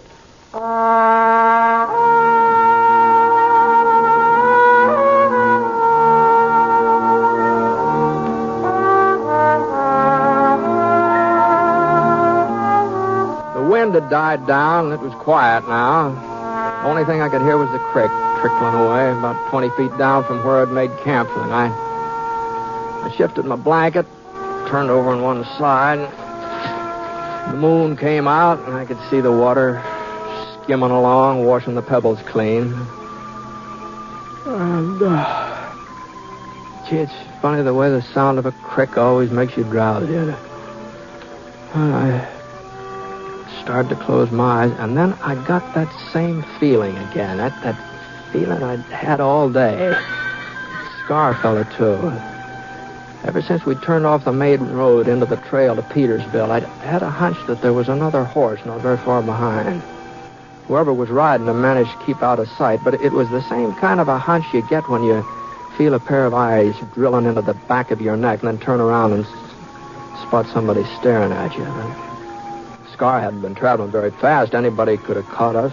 It was real easy. The fellow back there hadn't wanted to catch up. That is, if my hunch was right. Well, it wouldn't be the first time I played the wrong hunch. No point of losing sleep over it, anyhow. It was Scar that woke me up. I could see a shadow over by my pile of grub, not more than 6-8 feet away. I inched my hand from under the blanket, and I got a grip on my gun. Oh, you looking for something, mister? Now. Hold on. Oh, just a minute. Hold on now. There. That's better. I'd kind of like to find out why you're pretty young to be roaming around this country, aren't you, son? I'm 11. Ah. You the fellow's been following me all day? It's a free trail, ain't it? Yeah, guess it is. Then you ain't got no right to interfere with my riding over it. Oh, that's true enough. But, you haven't got much right stealing my grub, either. I didn't steal any. Well, that's what you were fixing to do, isn't it? Maybe. Ah. Now, if you're hungry, you're welcome to it. I got plenty of grub here, but you just didn't have to come sneaking around to... I didn't know who you was. I was afraid you might try to send me back home. Uh-huh. Well, just where is home? Crescent. Oh. Well, if you'll stir up the fire, I'll see what I can do about heating up some beans. How's that sound? I'd appreciate it. Good. All right. Hand me that pan over there, will you? There we are. You won't tell nobody you ran into me, will you, mister? You won't tell them you seen me. Well, You're not taking me back to Crescent. No matter what happens, I'm not going back there. You understand that? Now, take it easy now. You're not the first boy to run away from home. Far from it. Most of them hike off when they're about your age, but they don't usually miss more than one meal before they turn back. At least I didn't. What happened? Your dad give you a whipping? No, sir. My pop wouldn't hurt me either. He's a fine man. The finest man that ever lived. Sure, yeah. Well, here's your beans. I'm heading for Petersville to find my father. He told me when I was big enough I could join up with him. Well, big enough now, ain't I? Yeah, you're a real good-sized boy for 11. Say that much. How come you haven't been staying with your dad? He moves around a lot. Oh, I see. So I've been living with Aunt Aggie ever since Ma died. But it's not the same as being with your own pa. No, I guess it isn't. And I made up my mind. As soon as I found out where he was, I was going to him. Mm-hmm. You sure your dad's in Petersville? Aunt Aggie got a letter from here last Monday. I heard her talking to Uncle Ray about it and heard him mention Pa's name. He sounded kind of worried, like something had happened to him. Uh-huh. Then when they saw me, they shut up. You reckon Pa's sick? You reckon that's what they were talking about? Oh, I don't know, son. It could be that. I asked them what was in the letter, but they wouldn't tell me. Now I'm going to find out for myself. Well, seeing how I'm heading for Petersville, too, I guess there's no reason why we shouldn't ride along together. And if we're going to be traveling companions, we ought to introduce ourselves, don't you think? My name's Larkin. Rink Larkin. Oh, pleased to meet you, Rank. I'm Britt Ponsett. Britt Ponsett? That's right. Fellow they call a six-shooter? Gee whiz, Mr. Ponsett. I didn't mean to talk back to you the way I did. If I'd known who you was... Say, would you mind showing me your gun? Heard folks talk about that gun of yours ever since I was a kid. Yeah, sure. Here, catch. Boy. Ain't near as heavy as it looks. Yeah? Well, you know about guns, Rank? Some. Want to see me give it a twirl? Sure, let's see. Oh, hey, that's fine. Whoop, whoop, whoop. Of course, it ain't the way you do it, though. But here, Mr. Ponsett. Thanks for showing it to me. Sure. Well, I guess we still got a couple hours before sunup. Why don't you bring your horse over here by the fire? Maybe we can get some shut-eye. Good idea. Oh, Mr. Ponsett. Yeah? I'm right pleased I bumped into you tonight. So am I, Rank. So am I.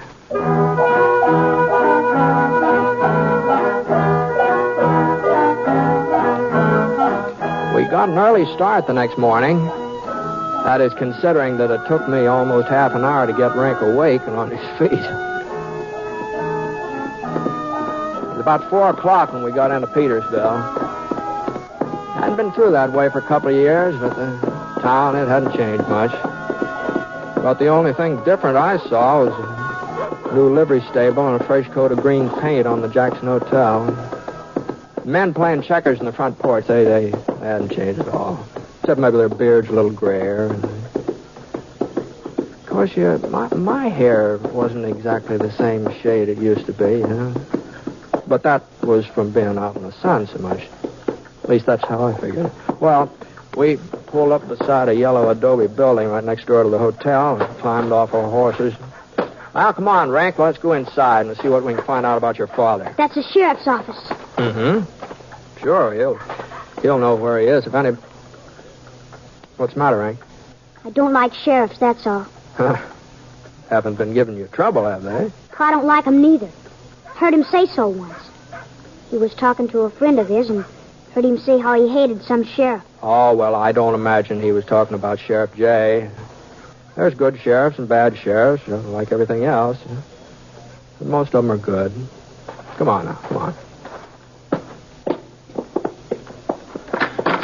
Britt Ponce. Hello, Sheriff. Hi. What in thunderation you doing in Petersville? Well, the widow Jenkins is going east for her daughter's wedding. She asked me to look after her place while she's away. Well, it sure is good to see you. Say, who's your friend here? No, this is Rink, Sheriff. He was coming to Petersville, too, so we decided to ride along together. Pleased to meet you, son. Howdy. Matter of fact, that's why we stopped in to talk to you. Rink wants to find out about his father. I'd be glad to help out if I can. What's his name, son? Larkin. Earl Larkin. Oh, I see. I'm sorry. You're just a couple of hours too late. Too late? I wrote to your pa's sister in Crescent. Her answer came in on the morning stage. She said she didn't want your pa's body for us to bury him here. Funeral was this morning. Pa's dead? But, wait, you knew about him being killed, didn't you? Your aunt told you. I guess she didn't, Sheriff. Oh, I didn't mean to blurt it out, Britt. I figured... How... Well, I thought... How did it happen? We don't have to talk about that now, son. I want to know. What happened? Look, suppose you come up to my house for supper, huh?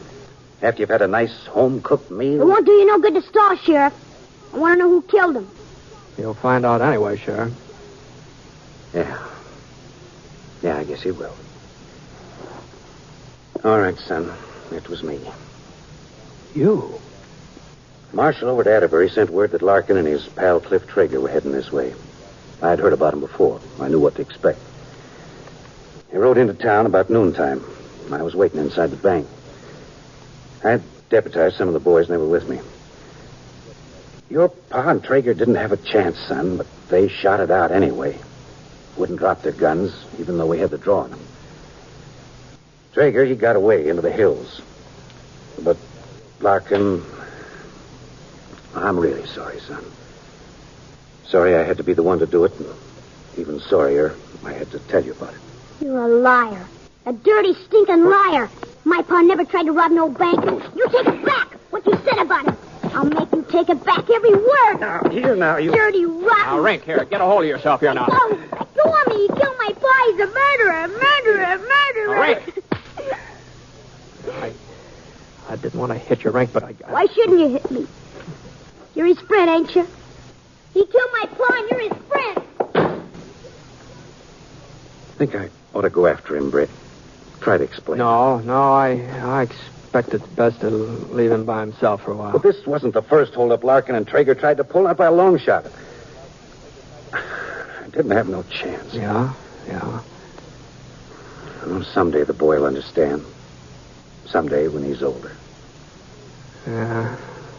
Well, the trouble is, things don't wait for a person to reach the understanding age. They happen anyway, whether a person's ready for them or not. It doesn't look like Rink's ready. Not for this, anyway.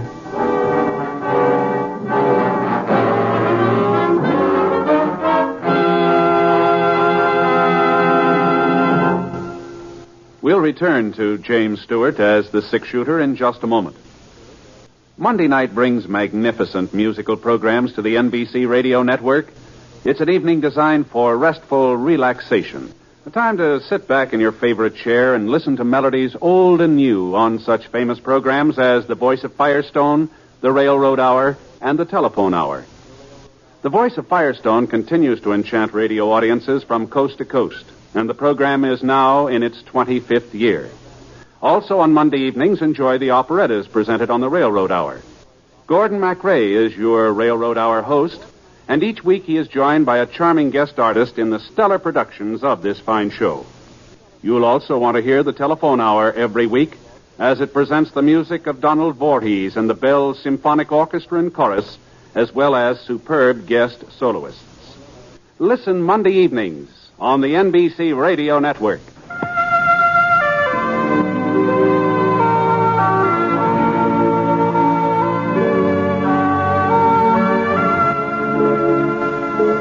Now, Act Two of The Six Shooter, starring James Stewart as Britt Ponsett.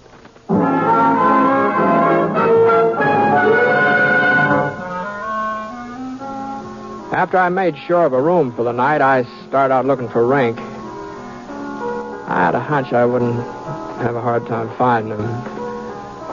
There was only one cemetery in Petersville, a sloping hill west of town.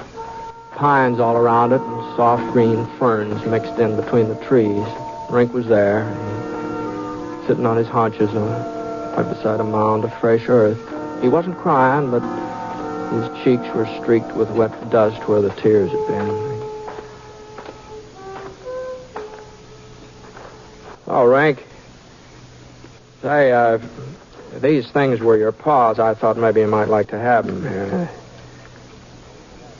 You, want some supper? I'm not hungry. Yeah, well... You believe what the sheriff said, don't you? You believe he was right to kill Pa? Well, I wasn't there. I didn't see how it happened. But you're on his side anyway. Oh, people don't have sides, Rink, not on a thing like this. I do. I'm on Pa's side. He was a good man. Never did anybody harm, never. No matter what that lying sheriff says. Well, maybe you saw your dad different from other folks. And that doesn't mean you're wrong. Maybe with you, he was different. I want to make it up for him, Mr. Ponsett. I'm going to get even with that sheriff. I will, so help me. Now, you listen to me. Let me alone, Mr. Ponsett. Just stop, John, and let me alone. All right.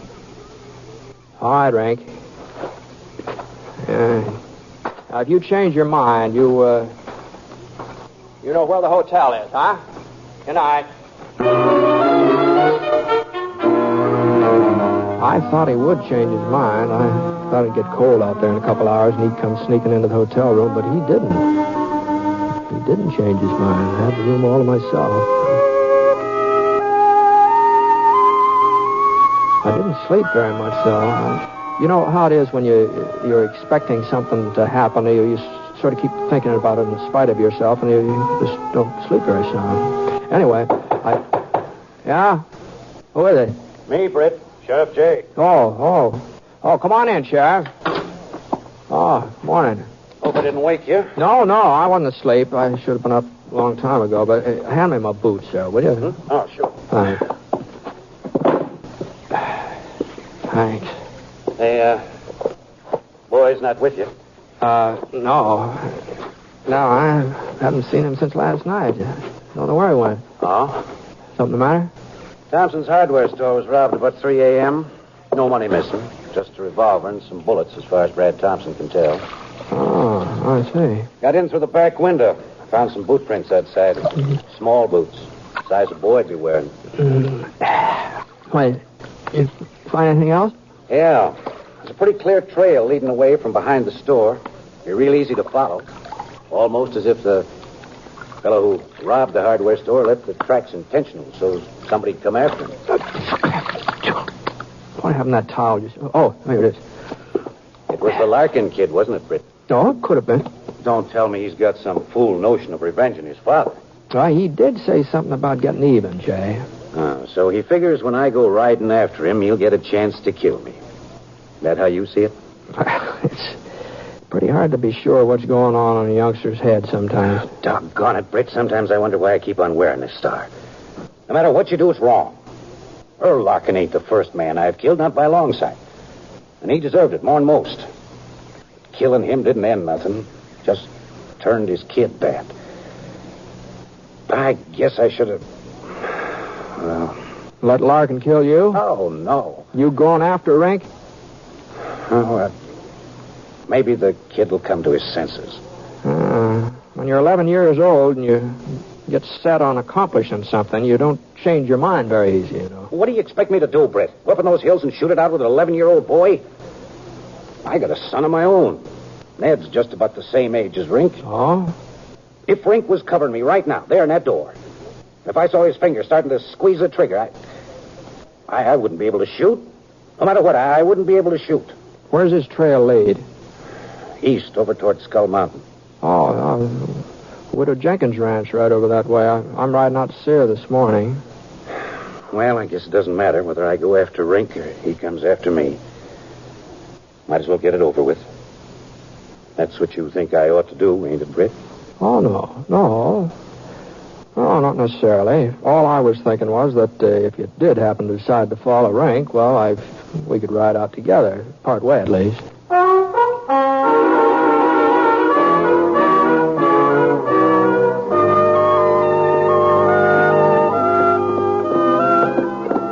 We're getting pretty close to Black Canyon, are we? Yeah, it's only about half a mile. If somebody wanted to set up an ambush, that canyon would be a good place, wouldn't it? Yeah. Well, here's the turnoff to the Jenkins Ranch. Huh? Oh, yes, yeah. That's right. Well,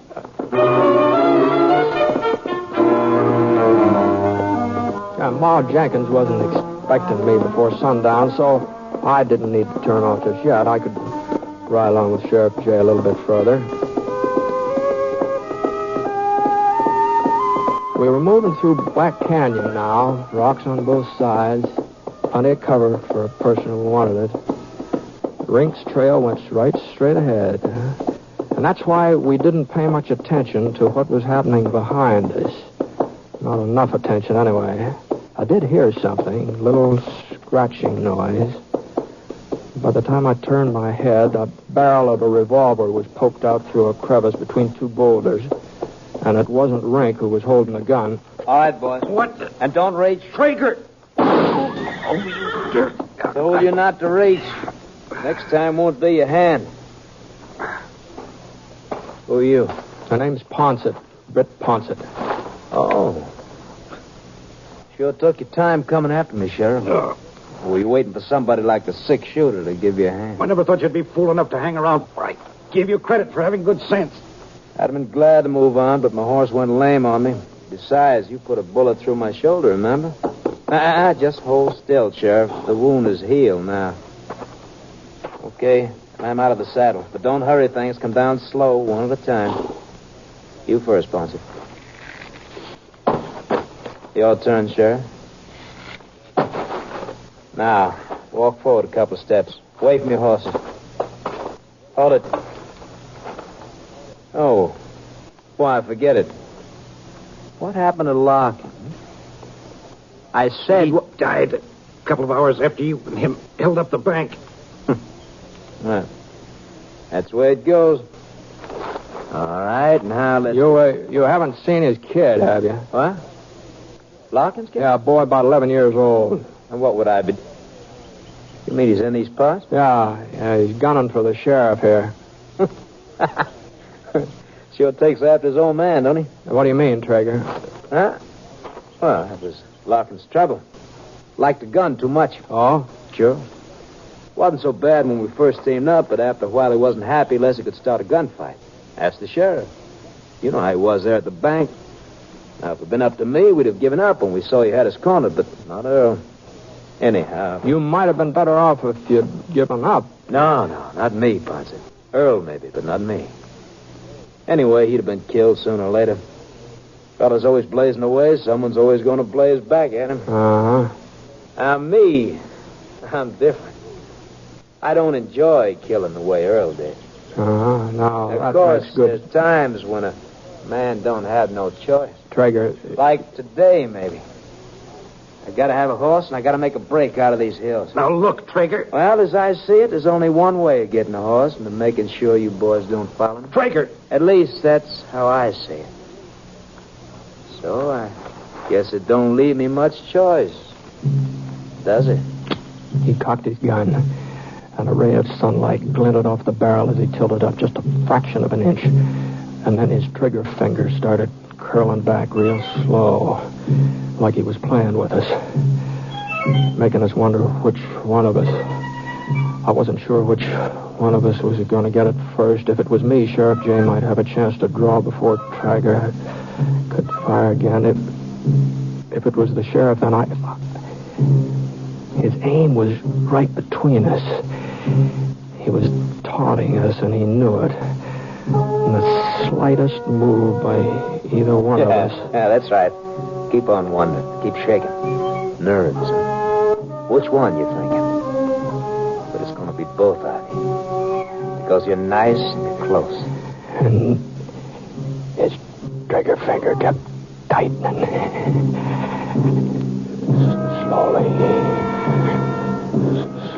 And boys, it's going to be now. So, for a split second, Trigger just stood there, not moving. Then he fell down on his face. And I saw Rink rise up from behind a rock about 8 feet away. Rink! Hello, Sheriff. Mr. Ponson. Hello, Rink. You... Holy mackerel, son. You sure turned up at the right time. You've been hiding behind that rock all the time? You see me, didn't you, Mr. Ponson? When I snuck up behind that rock? That's why you kept talking about Pa. I thought I saw somebody. Figured it might be you. Sure hoped it was. I'm glad I heard what he said, Mr. Ponson. Otherwise, I'd never have believed about... I'm sorry I called you a liar, Sheriff. I'm sorry I tried to get you out here so I could... No, don't you worry about that, Rink. We're mighty grateful for what you did, both of us. You sure know how to handle a gun. Pa taught me. I still don't see how he could have been the kind of man who was also so good to me. Sure, Rink. Sure, I know.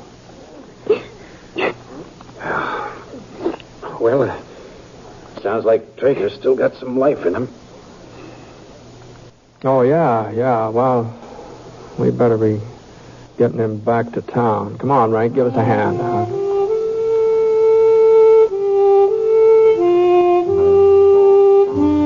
Well, since I was going to be alone on the Jenkins place while Maul Jenkins went east, there didn't seem to be any good reason why Rink couldn't stay along there for a while, too. At least until the time for school to take up again. So I wrote a letter back to his aunt explaining things. She wrote back. She didn't seem to have any objections. But somehow, reading between the lines, I got the feeling she kind of missed that boy, Rink. And, well, wasn't very long before he began to miss her, too.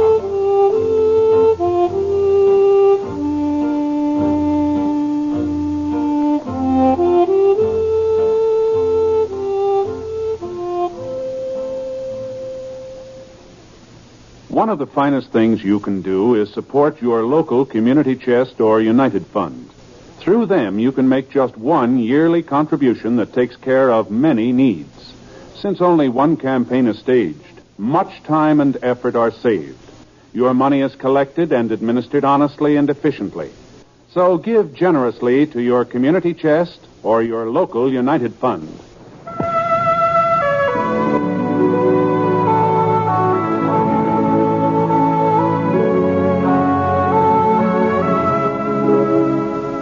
The Six Shooter is an NBC Radio Network production in association with Review Productions. It is based on a character created by Frank Burt, and the transcribed story is written by him.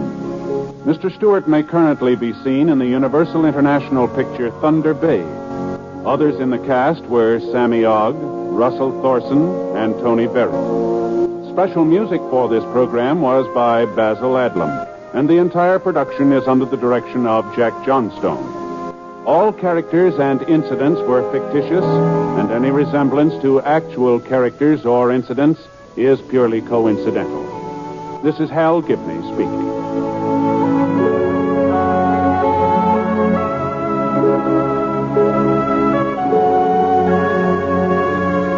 Hear Stroke of Fate next on the NBC Radio Network. 72 years ago, October 18, 1953, The Six-Shooter. Here on Classic Radio Theater with Wyatt Cox. If you like what we do, visit our webpage, classicradio.stream. Up next, Mark Trail.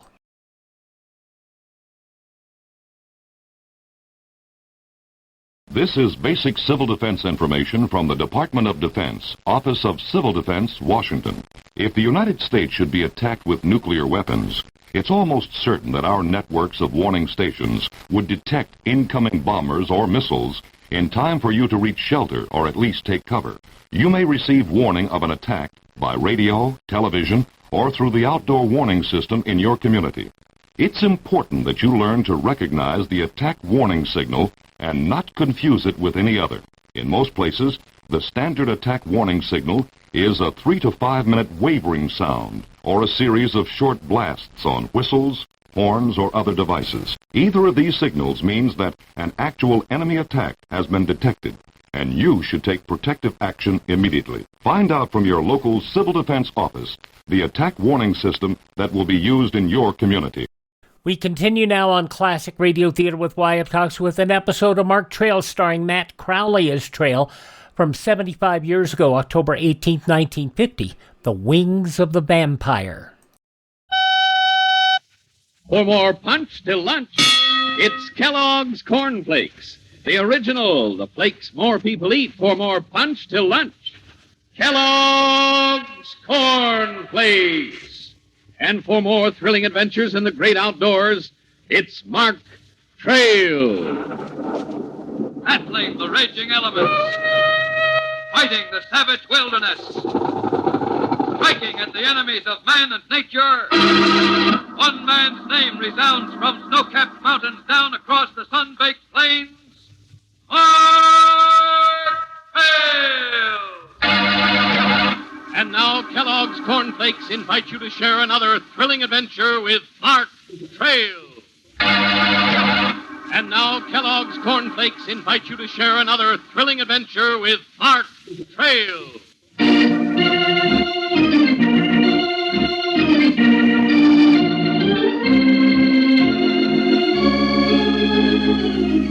It is late evening in Lost Forest, with a chill wind scattering the dead leaves and threatening an early frost. But inside the lodge, a small fire is blazing cheerfully. Mark Trail and his young friend, Scotty, are sitting before the fireplace, relaxed and contented. Ah, this is the life, eh, Scotty? Good day's work outdoors and a quiet evening by the fire. No, I'll say, Mark, only we ought to do it more often. No, we will. This time, we're staying right here in Lost Forest until we reach... Oh, no. Mark, don't answer. No, I have to, Scotty. Maybe something important. Oh, okay. I'll start packing my bag. Relax, Scotty, relax. Hello, Mark Trail speaking. Hello, Mark. This is Jim Harkness. Why, hello, Jim. Say, I thought you were in Texas. I am, and Mark, there's trouble here. On your ranch? On all the ranches hereabouts. We need you, Mark. Oh, I'm sorry, Jim, but I'm afraid I can't. Now listen, Mark, something's killing off our cattle. Something that's pretty bad. You've got to help us. But, Jim, my business is with wild animals, not cattle. Well, the things that are killing our steers must be getting the wild critters, too. And the killers are sure wild enough. Please, Mark, come on down to my ranch, will you? We're getting scared. We need your help, bad. All right, Jim. I'll be right down.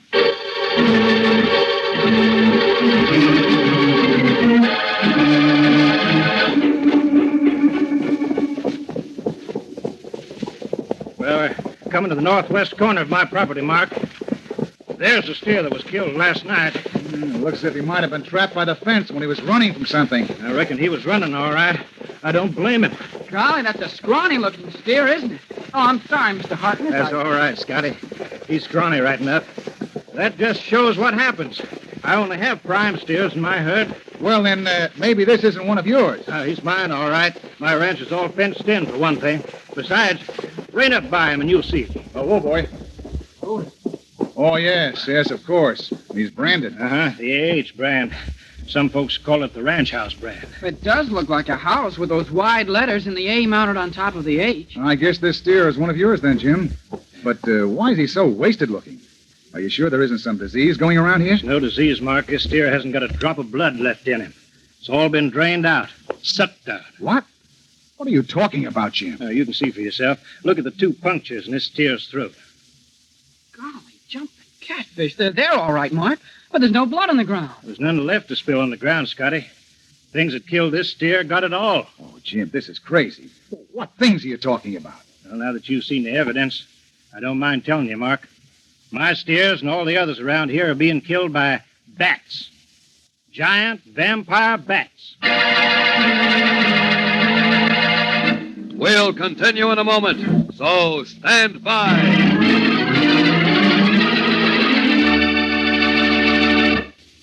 It looks like Mark Trail is going to need plenty of punch in more ways than one. And how about you? When it comes to basketball, do you pack the punch of a star forward? Is that you leaping high to snare a bullet-like pass, then thundering down the court, weaving, spinning, dodging your guard? Is that you jumping up, twisting, dropping in that neat layup shot that wins the game? Is that you? Sure, that can be you if you've been eating a better breakfast built around Kellogg's Corn Flakes. For Kellogg's Corn Flakes help give you more punch till lunch. You bet. You're set to keep going game after game, thanks to a better breakfast built around Kellogg's Corn Flakes. For then, that power of corn in Kellogg's Corn Flakes is right with you, and you're ready with more food energy whenever you need it.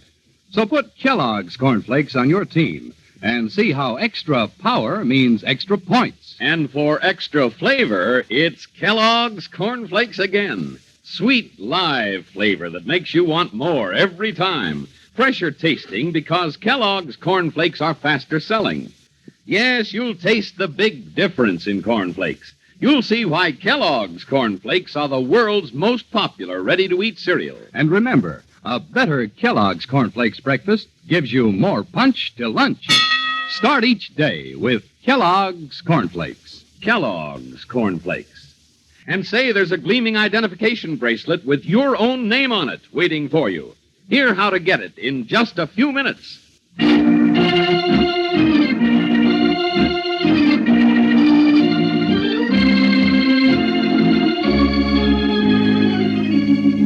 On the Texas ranch of Jim Harkness, where they have hurried in response to his desperate appeal for help, Mark Trail and Scotty listen in unbelieving amazement as Harkness tells them that his steers and those of his neighbors are being killed by giant, blood-sucking vampire bats. Jim, I'm sorry, but I can't believe that. It's true, Mark. But there are no vampire bats around here. There really are some in South America, but they're so small and take so little blood that their victims often sleep right through it. These aren't small. I said they were giants. They'd have to be to drain every drop of blood from a steer. Golly, they certainly would. Oh, it's impossible. You're making a mistake, Jim. We know it's the bats, Mark. They've been seen. What? By whom? Most all the cowmen hereabouts, including me. You've seen them? Yeah, 3 or 4 times. When? The same as everybody else. When I'm out with my hands guarding the herd. Every once in a while on moonlight nights, we see one of them in the air. Big and black. Spooky looking. Have you ever seen one actually attack a steer? No, not yet. But, Mr. Harkness, if they don't attack the cattle you're guarding, where do the dead steers come from? There's always strays, Scotty. Jim, I don't know what to say. Naturally, I don't doubt your word, but you must be mistaken somehow. There's no mistake, Mark. I wish there could be.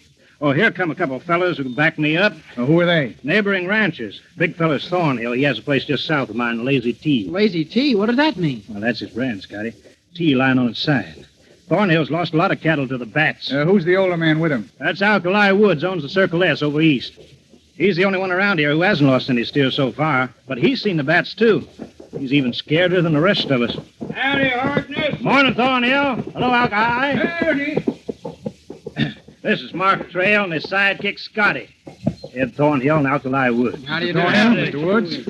Mark don't cotton to the idea of vampire bats. Suppose you tell him, Thornhill. It's true enough, Mr. Trail. We've all seen them, and we've seen what they do. Right, Alkali? Yes, sirree, we sure have. You're a-wasting your time here, Trail. There ain't nothing you or nobody can do. We're licked. Mr. Woods, I understand you haven't lost any cattle. Not yet, but I will. I've seen them big black devils, and I know my luck ain't gonna hold out forever. Matter of fact, the other ranchers have been lucky, too, so far. Lucky? Golly, Mr. Woods, how can Alkali means we're lucky we've only lost a few strays. Oh, that ain't all I mean. I mean nobody's lost his life yet. You think these bats might be dangerous to men? Sure I do. Some night they're gonna see what human blood is like, and man wouldn't stand a chance against them. That's right, Mark. I've been trying not to think of Then that. don't, Jim. We'll find the answer to this. That's the spirit, Mr. Trail. Glad Harkness got you here.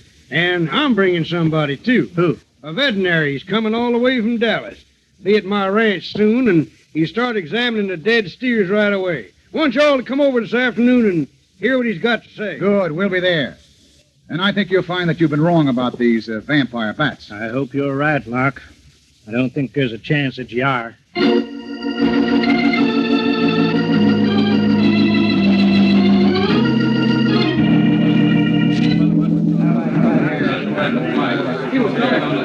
Looks like everybody's here, Doc. You about ready to talk to him? Well, yes, I suppose so. Boys, this is Doc Bassett. They tell me he's the best vet in Texas. What you got to tell us, Doc? Well, gentlemen, I hardly know what to say. In all my experience, I've never seen anything like this. It's most unusual. Unbelievable, in fact. Come on now, stop beating around the bush. We all know it's them vampires anyhow, once you say it. What do you say, Doc? Well, yeah. Yeah, vampire bats. There'd be no doubt of it, even if they hadn't been seen. Those punctures, the drained blood. Well, it's true. You see, Mark, I told you. That settles it. I'm going to sell 'em a place while they still can. Get away from here. Rest of you better do the same. What's this about selling out, Jim? It's something we all thought about since this started, Mark. Naturally, we don't want to give up our land. Golly, you wouldn't do that, would you, Mr. Harkness? I don't know, Scotty. Trouble is, word's gotten out and people aren't anxious to buy. Ranches around here won't be worth a plug nickel soon. We don't have much time to make up our minds. Well, I've made up my mind, Harkness. No blasted bats are going to go scaring me off my property. Just because Alkali is a chicken-livered old woman. Now, looky here. I ain't never been scared of anything that flies or runs or crawls or walks like a man. If that includes you, Thornhill. But these things is different. What do you think, Mr. Trail? I think it'd be pretty strange to see Texans getting up without a fight. How about it, Jim? You're right, Mark. Thanks. I'll stick. Now, why don't you take your brave friend out on the range tonight, Harkness? Maybe he'll get a good look. That's a good idea. Scotty and I would like to help you watch the herd. Right, Scotty? You bet. All right, Mark, swell. I'll borrow a gun for you. I've seen you shoot. One of them things does come around, you can blast him right out of the sky. You'll take some shooting. You hit a bat in flight, Jim. But I'll try.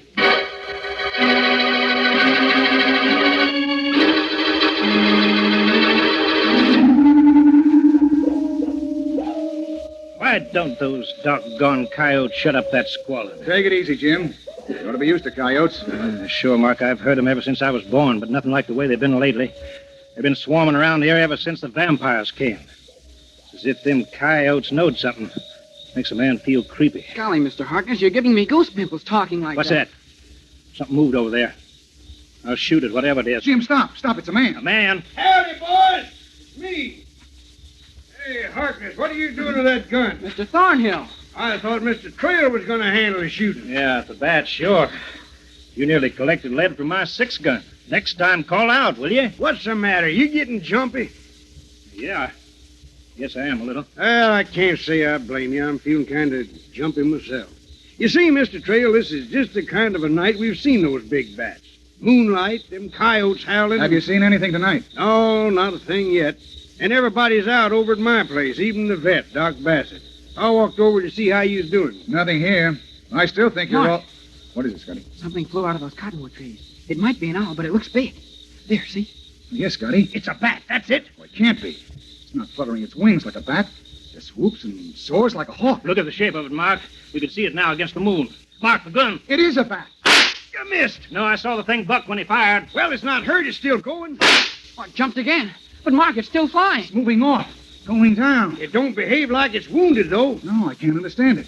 Hitting an ordinary bat would be almost impossible. But this was an easy shot. You couldn't have missed, Mark. Yeah, maybe you didn't. Maybe it don't matter to them things. Well, good night, boys. I've had enough for now. I'm going back. Mark, maybe I'm crazy, but I thought I saw a place where you shot a hole right through that bat. Looked that way to me, too, Scotty. In that case, it can't keep flying. Must be badly hurt or maybe dead. Let's go look. Okay, Mark. You coming, Jim? Yeah, I'll come. It's no use. That thing's not dead or even hurt. Alkali was right. No gun and no human being can harm them vampires. They're devils.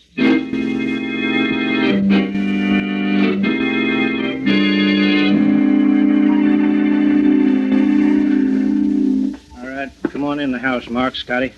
We might as well get some sleep. I suppose so. Well, I'm going to search that area again tomorrow in daylight. We're all sure that I hit that thing. We should have found some sign. Now what? Hello. Yeah, Hartman speaking. Oh, hi, Doc. What? Well, when? Was he all right? Yeah, Doc. Yeah, we'll be right over. What is it, Jim? That was the veterinary, Doc Bassett. He says he heard Thornhill yell a while ago, and he got to him just in time to save his life. Mr. Thornhill? Why, what happened to him? He was attacked, nearly killed, by one of them giant bats.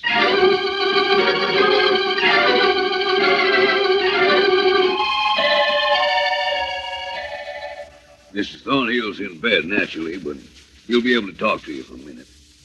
Here he is. Through here. Golly, he's pale. Yeah, sweating like a runaway horse, too. No wonder. Hello, Mr. Thornhill. We're very sorry to hear about this. Howdy, boys.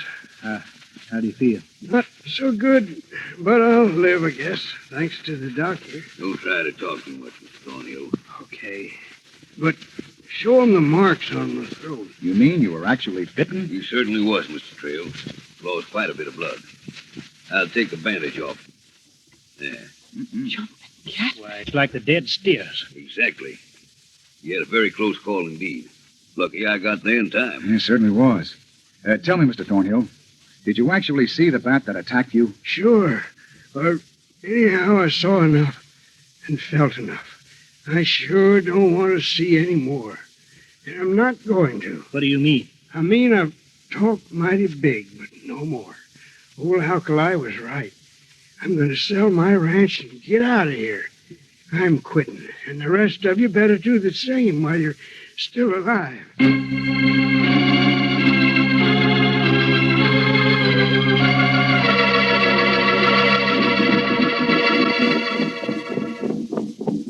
Golly, Mark, we've been riding all over this area for hours now. There's not a sign of that bat you shot. I don't understand it, Scotty. Maybe we just imagined that I hit the thing. We've got to find proof that will give Jim and the others the courage to keep on fighting. You mean proof that the bats can be hurt? That or something else, Scotty. Something else? What, Mark? I don't know exactly, but... Rein up a minute, Scotty. Take a look at this. Oh, now. Oh. Well, what do you mean? That little piece of paper caught on the bush? What about it? Black paper, Scotty, and thin. What could it be used for? Why, for... darned if I know. I think I do. Tonight, you and I are going to do some watching by ourselves.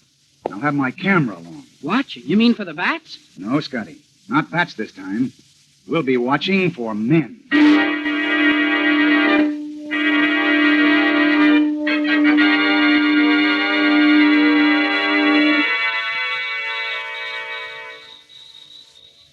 Mark, why are we waiting outside Mr. Thornhill's place? If a man's behind this, what about Alkali Woods? He's the only one who hasn't lost any cattle. I haven't forgotten that. But it could be a very good... Look, someone's coming out of the house. Yeah, it's the veterinary Doc Barr. That's what he calls himself. Here comes someone else. Jumping catfish. Mark, it's Mr. Thornhill himself. Made a quick recovery, didn't he? But there was punctures in his throat. The blood he lost. Not punctures, Scotty. He's probably lost more blood shaving. The same way, too. A couple of shallow cuts with a razor. Oh, but he looked sick. Pale and covered with perspiration. He was sick, all right. Likely swallowed some soap. That must have been much more painful than the razor. How about that? Well, aren't you going to take a picture? Not yet. They're getting on their horses. We'll give them a head start, then follow them. Where? Wherever they're going. With any luck, we'll get a picture that'll prove what the vampires really are.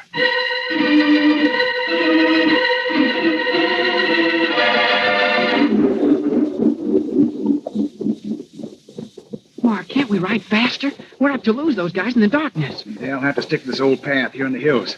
We won't lose them. And we don't want them to know we're following them. Hey, look ahead there. What is it? I can't make out it. A building of some kind. Yes, a big ramshackle barn. Yeah. Gee, spooky old place, isn't it? Yes, just right for the business of Thornhill and his friend. Do you think they're in there? I can see a light shining through the cracks. And there are the horses tied outside. Stop here. Oh. Yeah. Well, now what, Mark? There's a window with a glass gone. I'm going through with my camera. You wait here. No, Mark, I'm going with you. It'll be dangerous, Scotty. And I may have to get out fast. Please, Mark, I'd go crazy waiting here and wondering what was happening. All right, then come along. But be careful and be quiet. Let's go.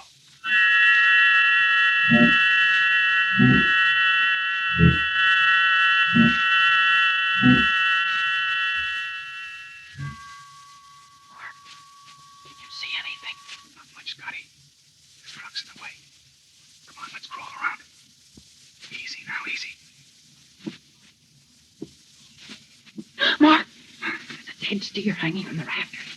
And those tubs underneath. Look at all the blood. Not a very pleasant sight, is it? Explains why the cattle are found when they're so punctured and no blood left. Okay, let's get it down and go to work. Right. Come on. They're letting the carcass down now, Mark. Don't you want to get a picture? I'll get an even better one in a minute. You see that stove over there? Yeah? They're heating a branding iron on it. What for? The steer's dead. I'll explain it later. Listen. All right, get the iron. Okay. Yeah. 4 square brand, huh? Yeah. This is the picture I want for proof, Scotty. But I'll have to use a flash. And Thornhill's packing a gun. You head for the window and climb out now. What about you? I'll take the picture and run for it. Hand you the camera through the window and get out myself. Will you be all right? Sure, but whatever happens, you get on your horse with the camera and keep going. Golly. Okay, Mark. Now get going. Wait a second, then shoot the picture.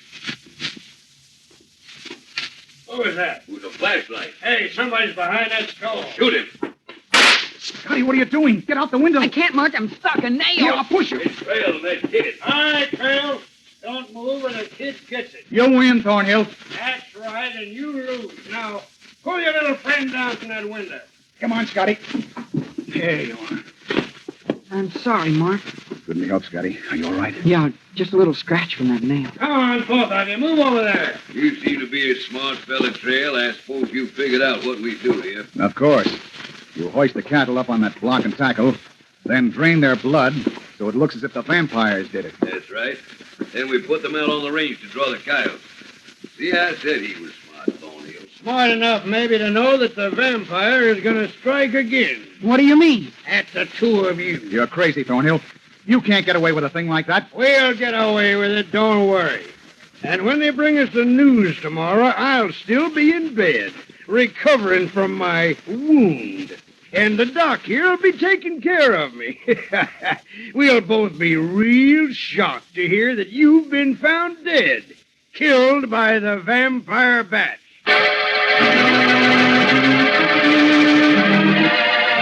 We'll continue in a moment, so keep listening.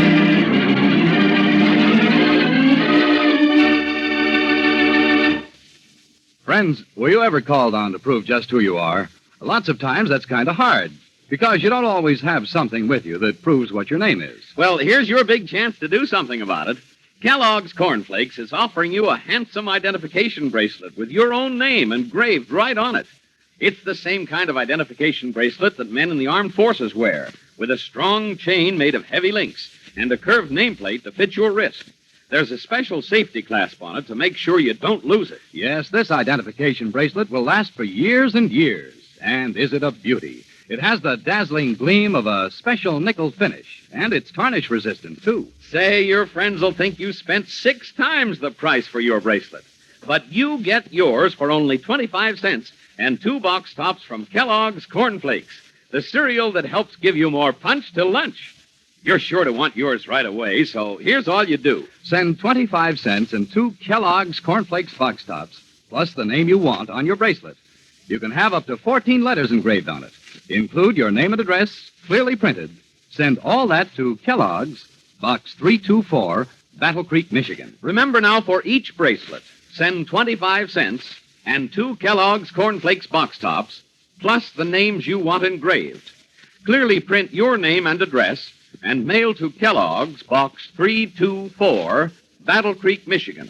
Send for your identification bracelet today.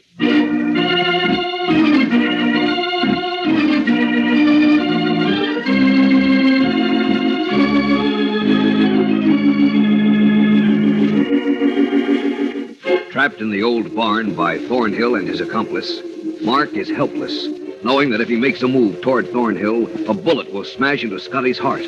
And Scotty himself stands frozen with horror as the gloating killer tells them they will soon be victims of the vampire bats.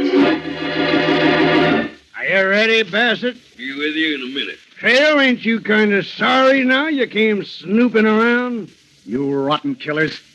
You not only slaughter those animals, you torture them. Is that all you're worried about? How we kill them steers?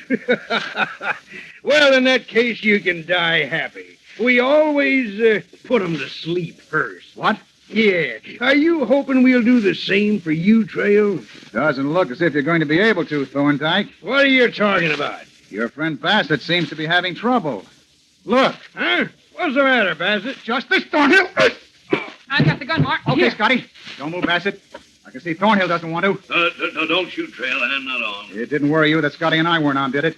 But I won't shoot. I'm turning you over to the ranch as you terrorize and try to rob. Oh, no, Trail, they'll lynch us. I could hardly blame them for wanting to. They won't, though. The law will take care of you for a long, long time to come.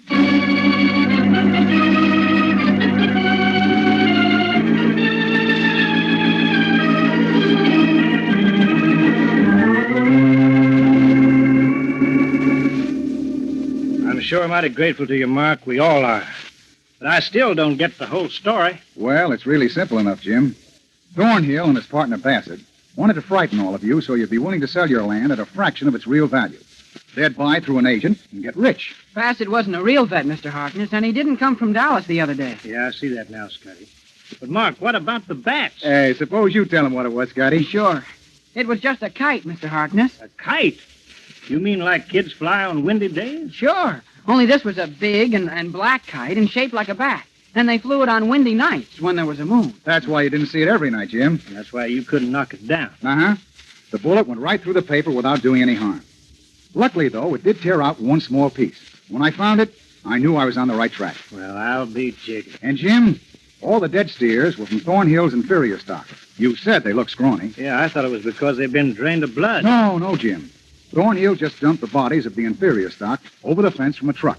But, Mark, they were branded like our cattle. That's right. Thornhill pulled the old rustler trick in reverse.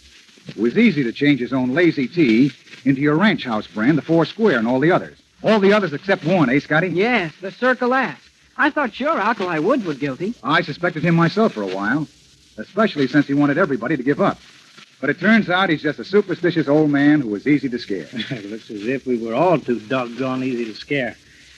Hadn't been for you, Mark. Forget it, Jim. I half believe in the bats, too. I nearly forgot a lesson I learned long ago. Well, what lesson, Mark? That old Mother Nature may be strange and mysterious, but she's always dependable. When something seems to go against nature, you can always be sure that man is at the bottom of it.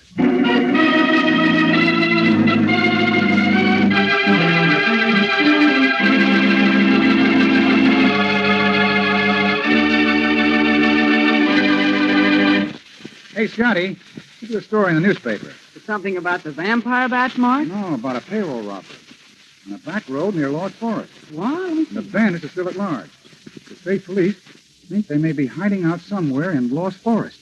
Golly, we'd better get back home fast. Yes, Scotty. The faster, the better. On Friday, Mark and Scotty returned to Lost Forest to learn that the bandits are still at large.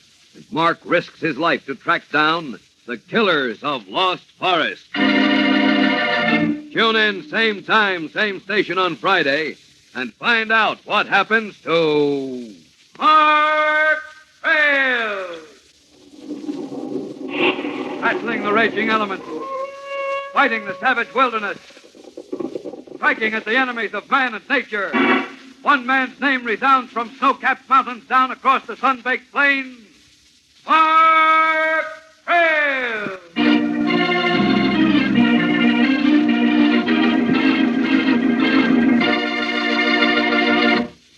Anybody's dog is as happy, healthy, and husky as only good food can make him.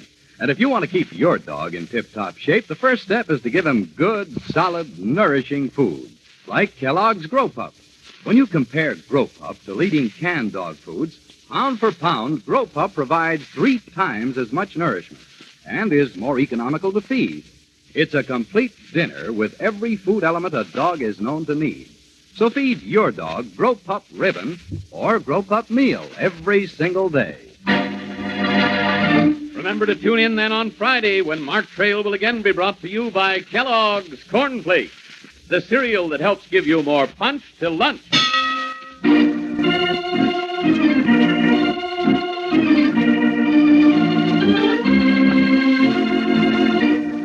This program is entirely fictitious. The resemblance of any name, personality, or incident to an actual person or event is merely coincidental. This program came from New York. Mark Trail by Ed Dodd also appears in the comics of many of America's leading newspapers. Look for it daily and in weekend editions. Matt Crowley portrays Mark Trail and Ben Cooper as Scotty. Today's Mark Trail was written by Don Hughes, directed by Drex Hines. Jackson Beck speaking. This is the Mutual Broadcasting System.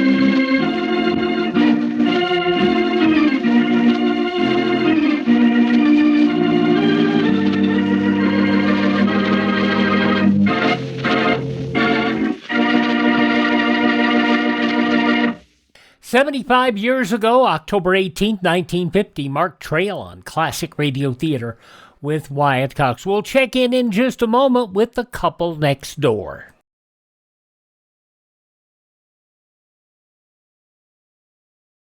Food should be rationed carefully, since it might have to last as long as 2 weeks under heavy fallout conditions. If fallout particles should settle on your supplies, you can eliminate the danger by simply removing the particles by using everyday household methods of washing, wiping, or peeling. If the food is in cans or jars, just wipe the top off before opening.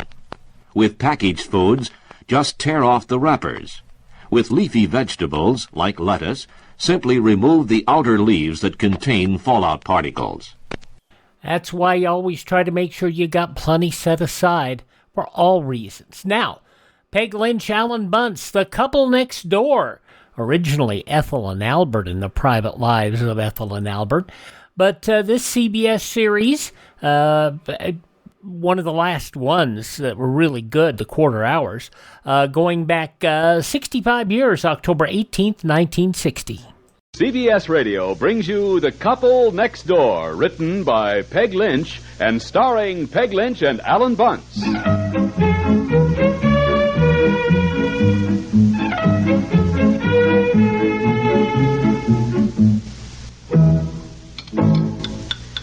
Oh, honestly, where is Betsy? She's going to miss her school bus if she doesn't get down here and eat her breakfast. She dawdles and dawdles and dawdles. I've called her 3 times. Yeah, well, if she's late once and has to walk to school, maybe she'll learn to be on time. Boy, I got to get going myself. Where's Aunt Effie? She's still asleep? Yes. Huh? Well, we did stay pretty late at the Cranshaws last night. Yeah, I know. Cranshaw told me to get to work a little later this morning. Big deal. Oh, there she comes down here. Betsy! Hurry up now. I've called you for breakfast 5 times. I know you did. I heard you. Well, now, just a minute, young lady. Don't you talk to your mother that way. I won't have it. Oh, I did hear. All right, but don't you answer her that way. I'm not going to have it. Now, you apologize at once. I'm sorry. Is this my orange juice? And you will say I'm sorry as though you mean it. Oh, I'm sorry, Mommy. And take that look off your face. I'm ashamed of you.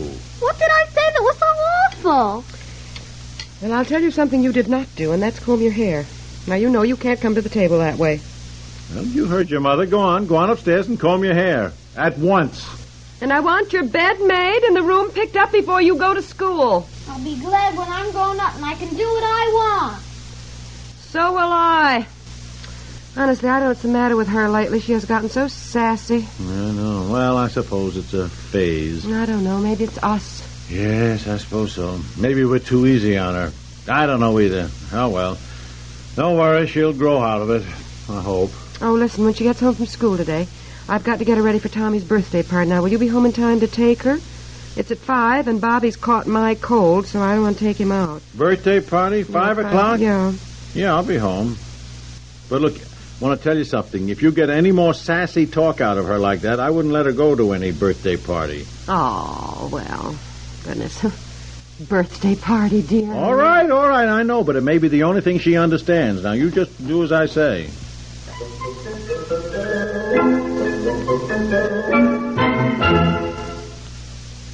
Another revealing edition of Countdown comes tonight on CBS Radio. Up-to-the-minute views and interviews will spotlight the men and issues in the rapidly developing presidential campaigns. Countdown, tonight.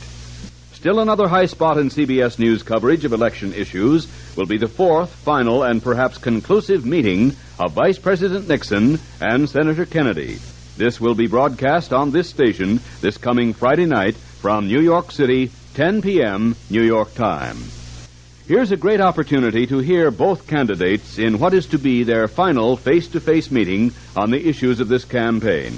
Remember, that's Friday night on this station. Countdown tonight, the Kennedy-Nixon meeting, Friday night, and all other broadcasts culminating in the night-long election eve tabulation at CBS News Election Headquarters. They're yours for information, comment, and background to help you sort the issues and select the candidate you want to win. Stay with CBS Radio right through election night.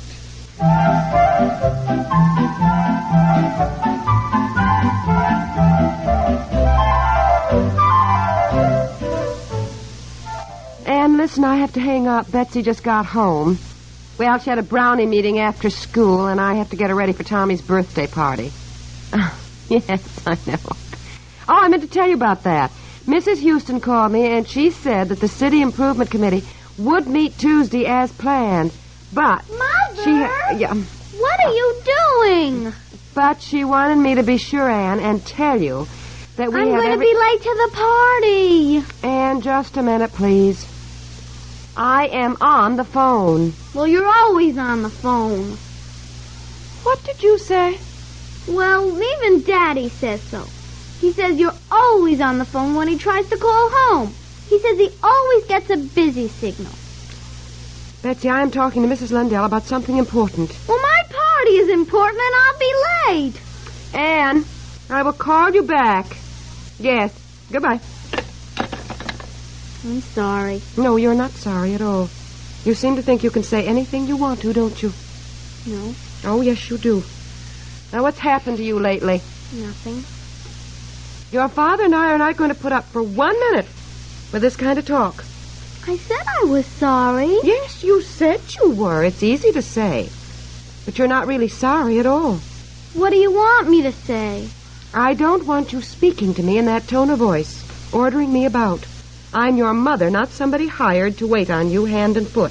And I will not be spoken to that way. Now, do you understand? Yes. Now, I'm going to call Mrs. Lundell back, and I'm going I'll be late to the birthday party. You won't be late.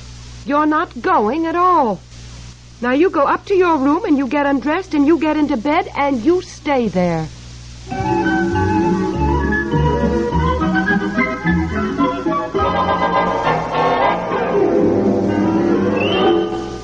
Oh, golly, I'm sorry, honey. I know I'm late. I just could not get away from the office. Betsy ready to go to the birthday party? You can relax. She's not going. She's in bed. In bed? What's the matter? Is she sick? No. I took your advice when she sassed me and told her she couldn't go to the birthday party. Told her to get undressed and go to bed and stay there. Oh, no, the poor kid.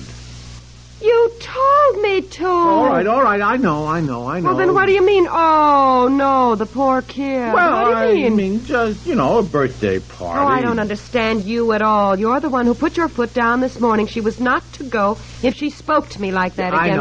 She did. I know. What'd she say? Oh, I was on the phone talking to Ann Lundell, something important about the Women's Club Committee meeting. Betsy yelled at me to hurry up and get her ready for the party, and I said, just a minute, I'm on the phone. And she said, you're always on the phone. What are you laughing at? Well, what are you laughing at? I mean, she's right, after all, let's face it. It's right of her to talk to me like that? No, of course not. I'm sorry, darling. I couldn't help but laugh. I mean, you are always on the phone, sweetheart. Yes. Betsy informed me that Daddy always says that and how mad Daddy gets when he tries to call home and the line is busy. Well, I'm sorry, darling. It's my fault. I shouldn't say that in front of her, but look, is she terribly upset? Of course. I'm the meanest mother in the world and she hates me. Well, I wouldn't worry about it. Well, I'm worried about it. Darling, she'll get over it. When your mother prevents you from going to a birthday party that you've looked forward to for 3 weeks, you don't get over it. Kind of thing you remember all your life. Well, if she remembers it, maybe that's a good thing. She'll learn a few things. She'll learn that she can't talk to you like that. No, she doesn't talk to you like that. Why does she talk that way to me? Oh, I don't know. She sassed me. Oh, not the way she does me. And I don't understand it. I've talked to the other mothers and complained, and they just laugh and say, oh, I know what you mean. Mine talks the same way. But I don't think Betsy's other friends do at all. They come here and they're so polite and sweet to me. Look, darling, after all, that is different. You don't know how they act at home. Everybody tells us how polite and sweet Betsy is. She acts like an angel when she's out somewhere else, the other kids probably do, too. Well, why isn't she as nice to us as she is to other people? We're the ones who do things for, work and slave and go out of our way. I don't know. Well, it's the same way with adults. I mean, we're nicer sometimes to perfect strangers than we are to people we really love.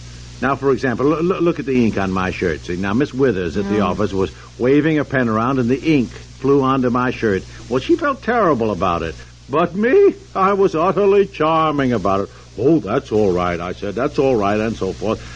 But if you had splattered ink on my new shirt, I'd have probably bawled you out to a fare-thee-well, you know? Yes, I know. It's true. True, isn't it? Familiarity breeds contempt. And does Betsy have contempt for us? No, I mean, honey, she's 9 years old. But she's changed lately. I think it's that Thelma something she plays with now, some new friend.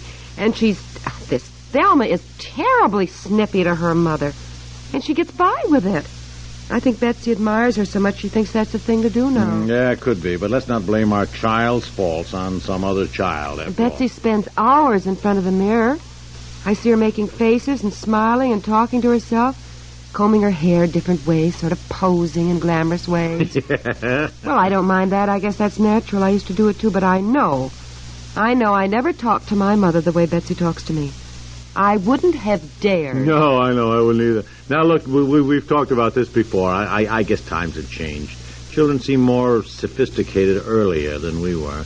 They've got television. Oh, you can't blame everything on television. Well, I'm not. I know something must be our fault, too. But let's face it, honey, we've never been parents before. We're new at it. Well, when we wouldn't let her go to that carnival with Susie Allen and her brother, she thought we were so mean. And now this. Now, how do you bring up a child to love you when you're always doing something they don't like? I don't know. You hope for the best, I guess. You hope that they'll grow up to know that you did your best to help them grow up. Think I should go up and talk to her? I don't know. I don't know what's best to do. I'll confess I'm licked. No, don't be like that.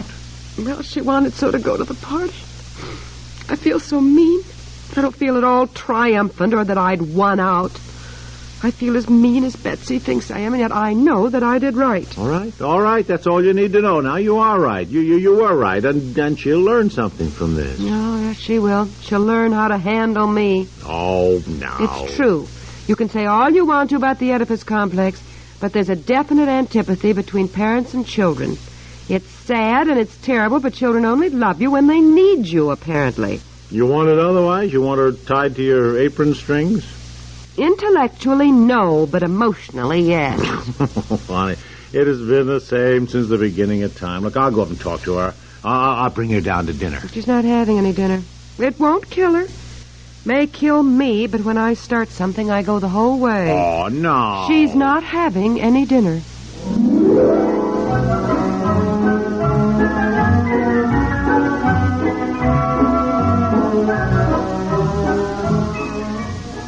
Yeah.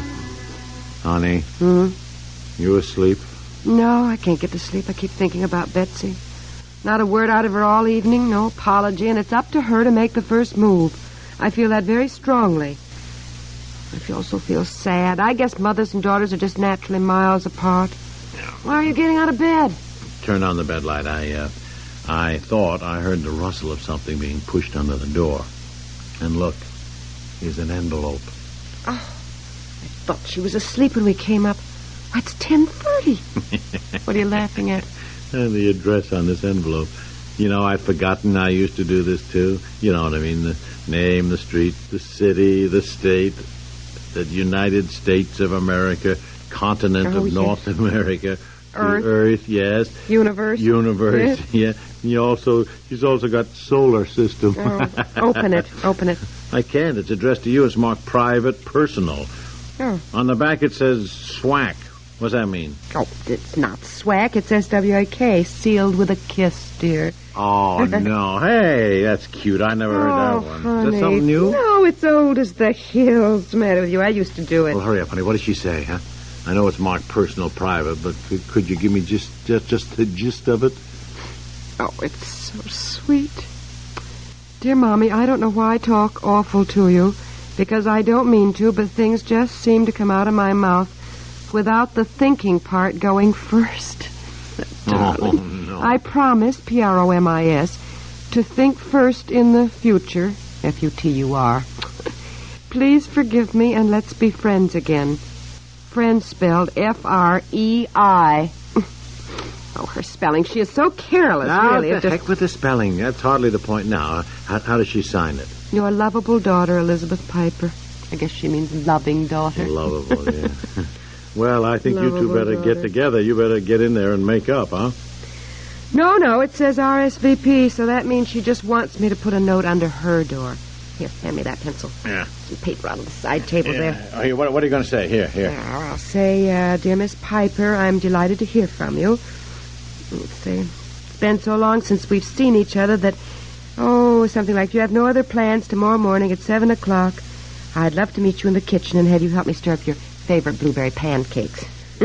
Or lovable words to that effect. What do you think? Yeah. All right, here's the pencil, honey. And look, don't put P.S. You misspelled 3 words. Now, honey, don't say that. I won't. Believe me, as a mother, I'm learning too, dear.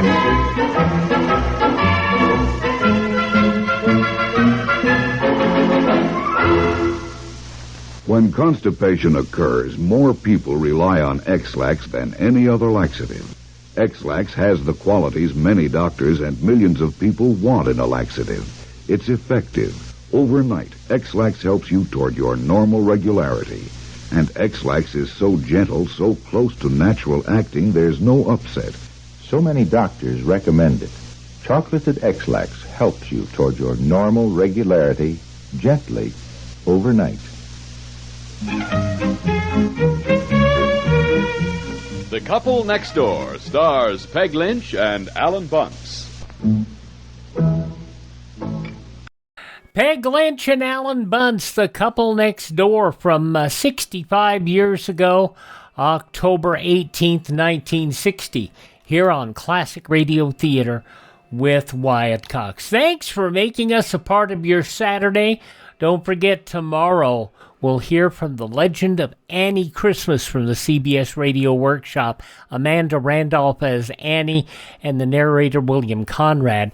Bill Johnstone as the Shadow, Lon Clark as Nick Carter, Master Detective, Jack Webb as Sergeant Joe Friday in Dragnet, and Lum and Abner. That's all coming up on our Sunday edition. Be with us tomorrow for more Classic Radio Theater. I'm Wyatt Cox. Have a great day.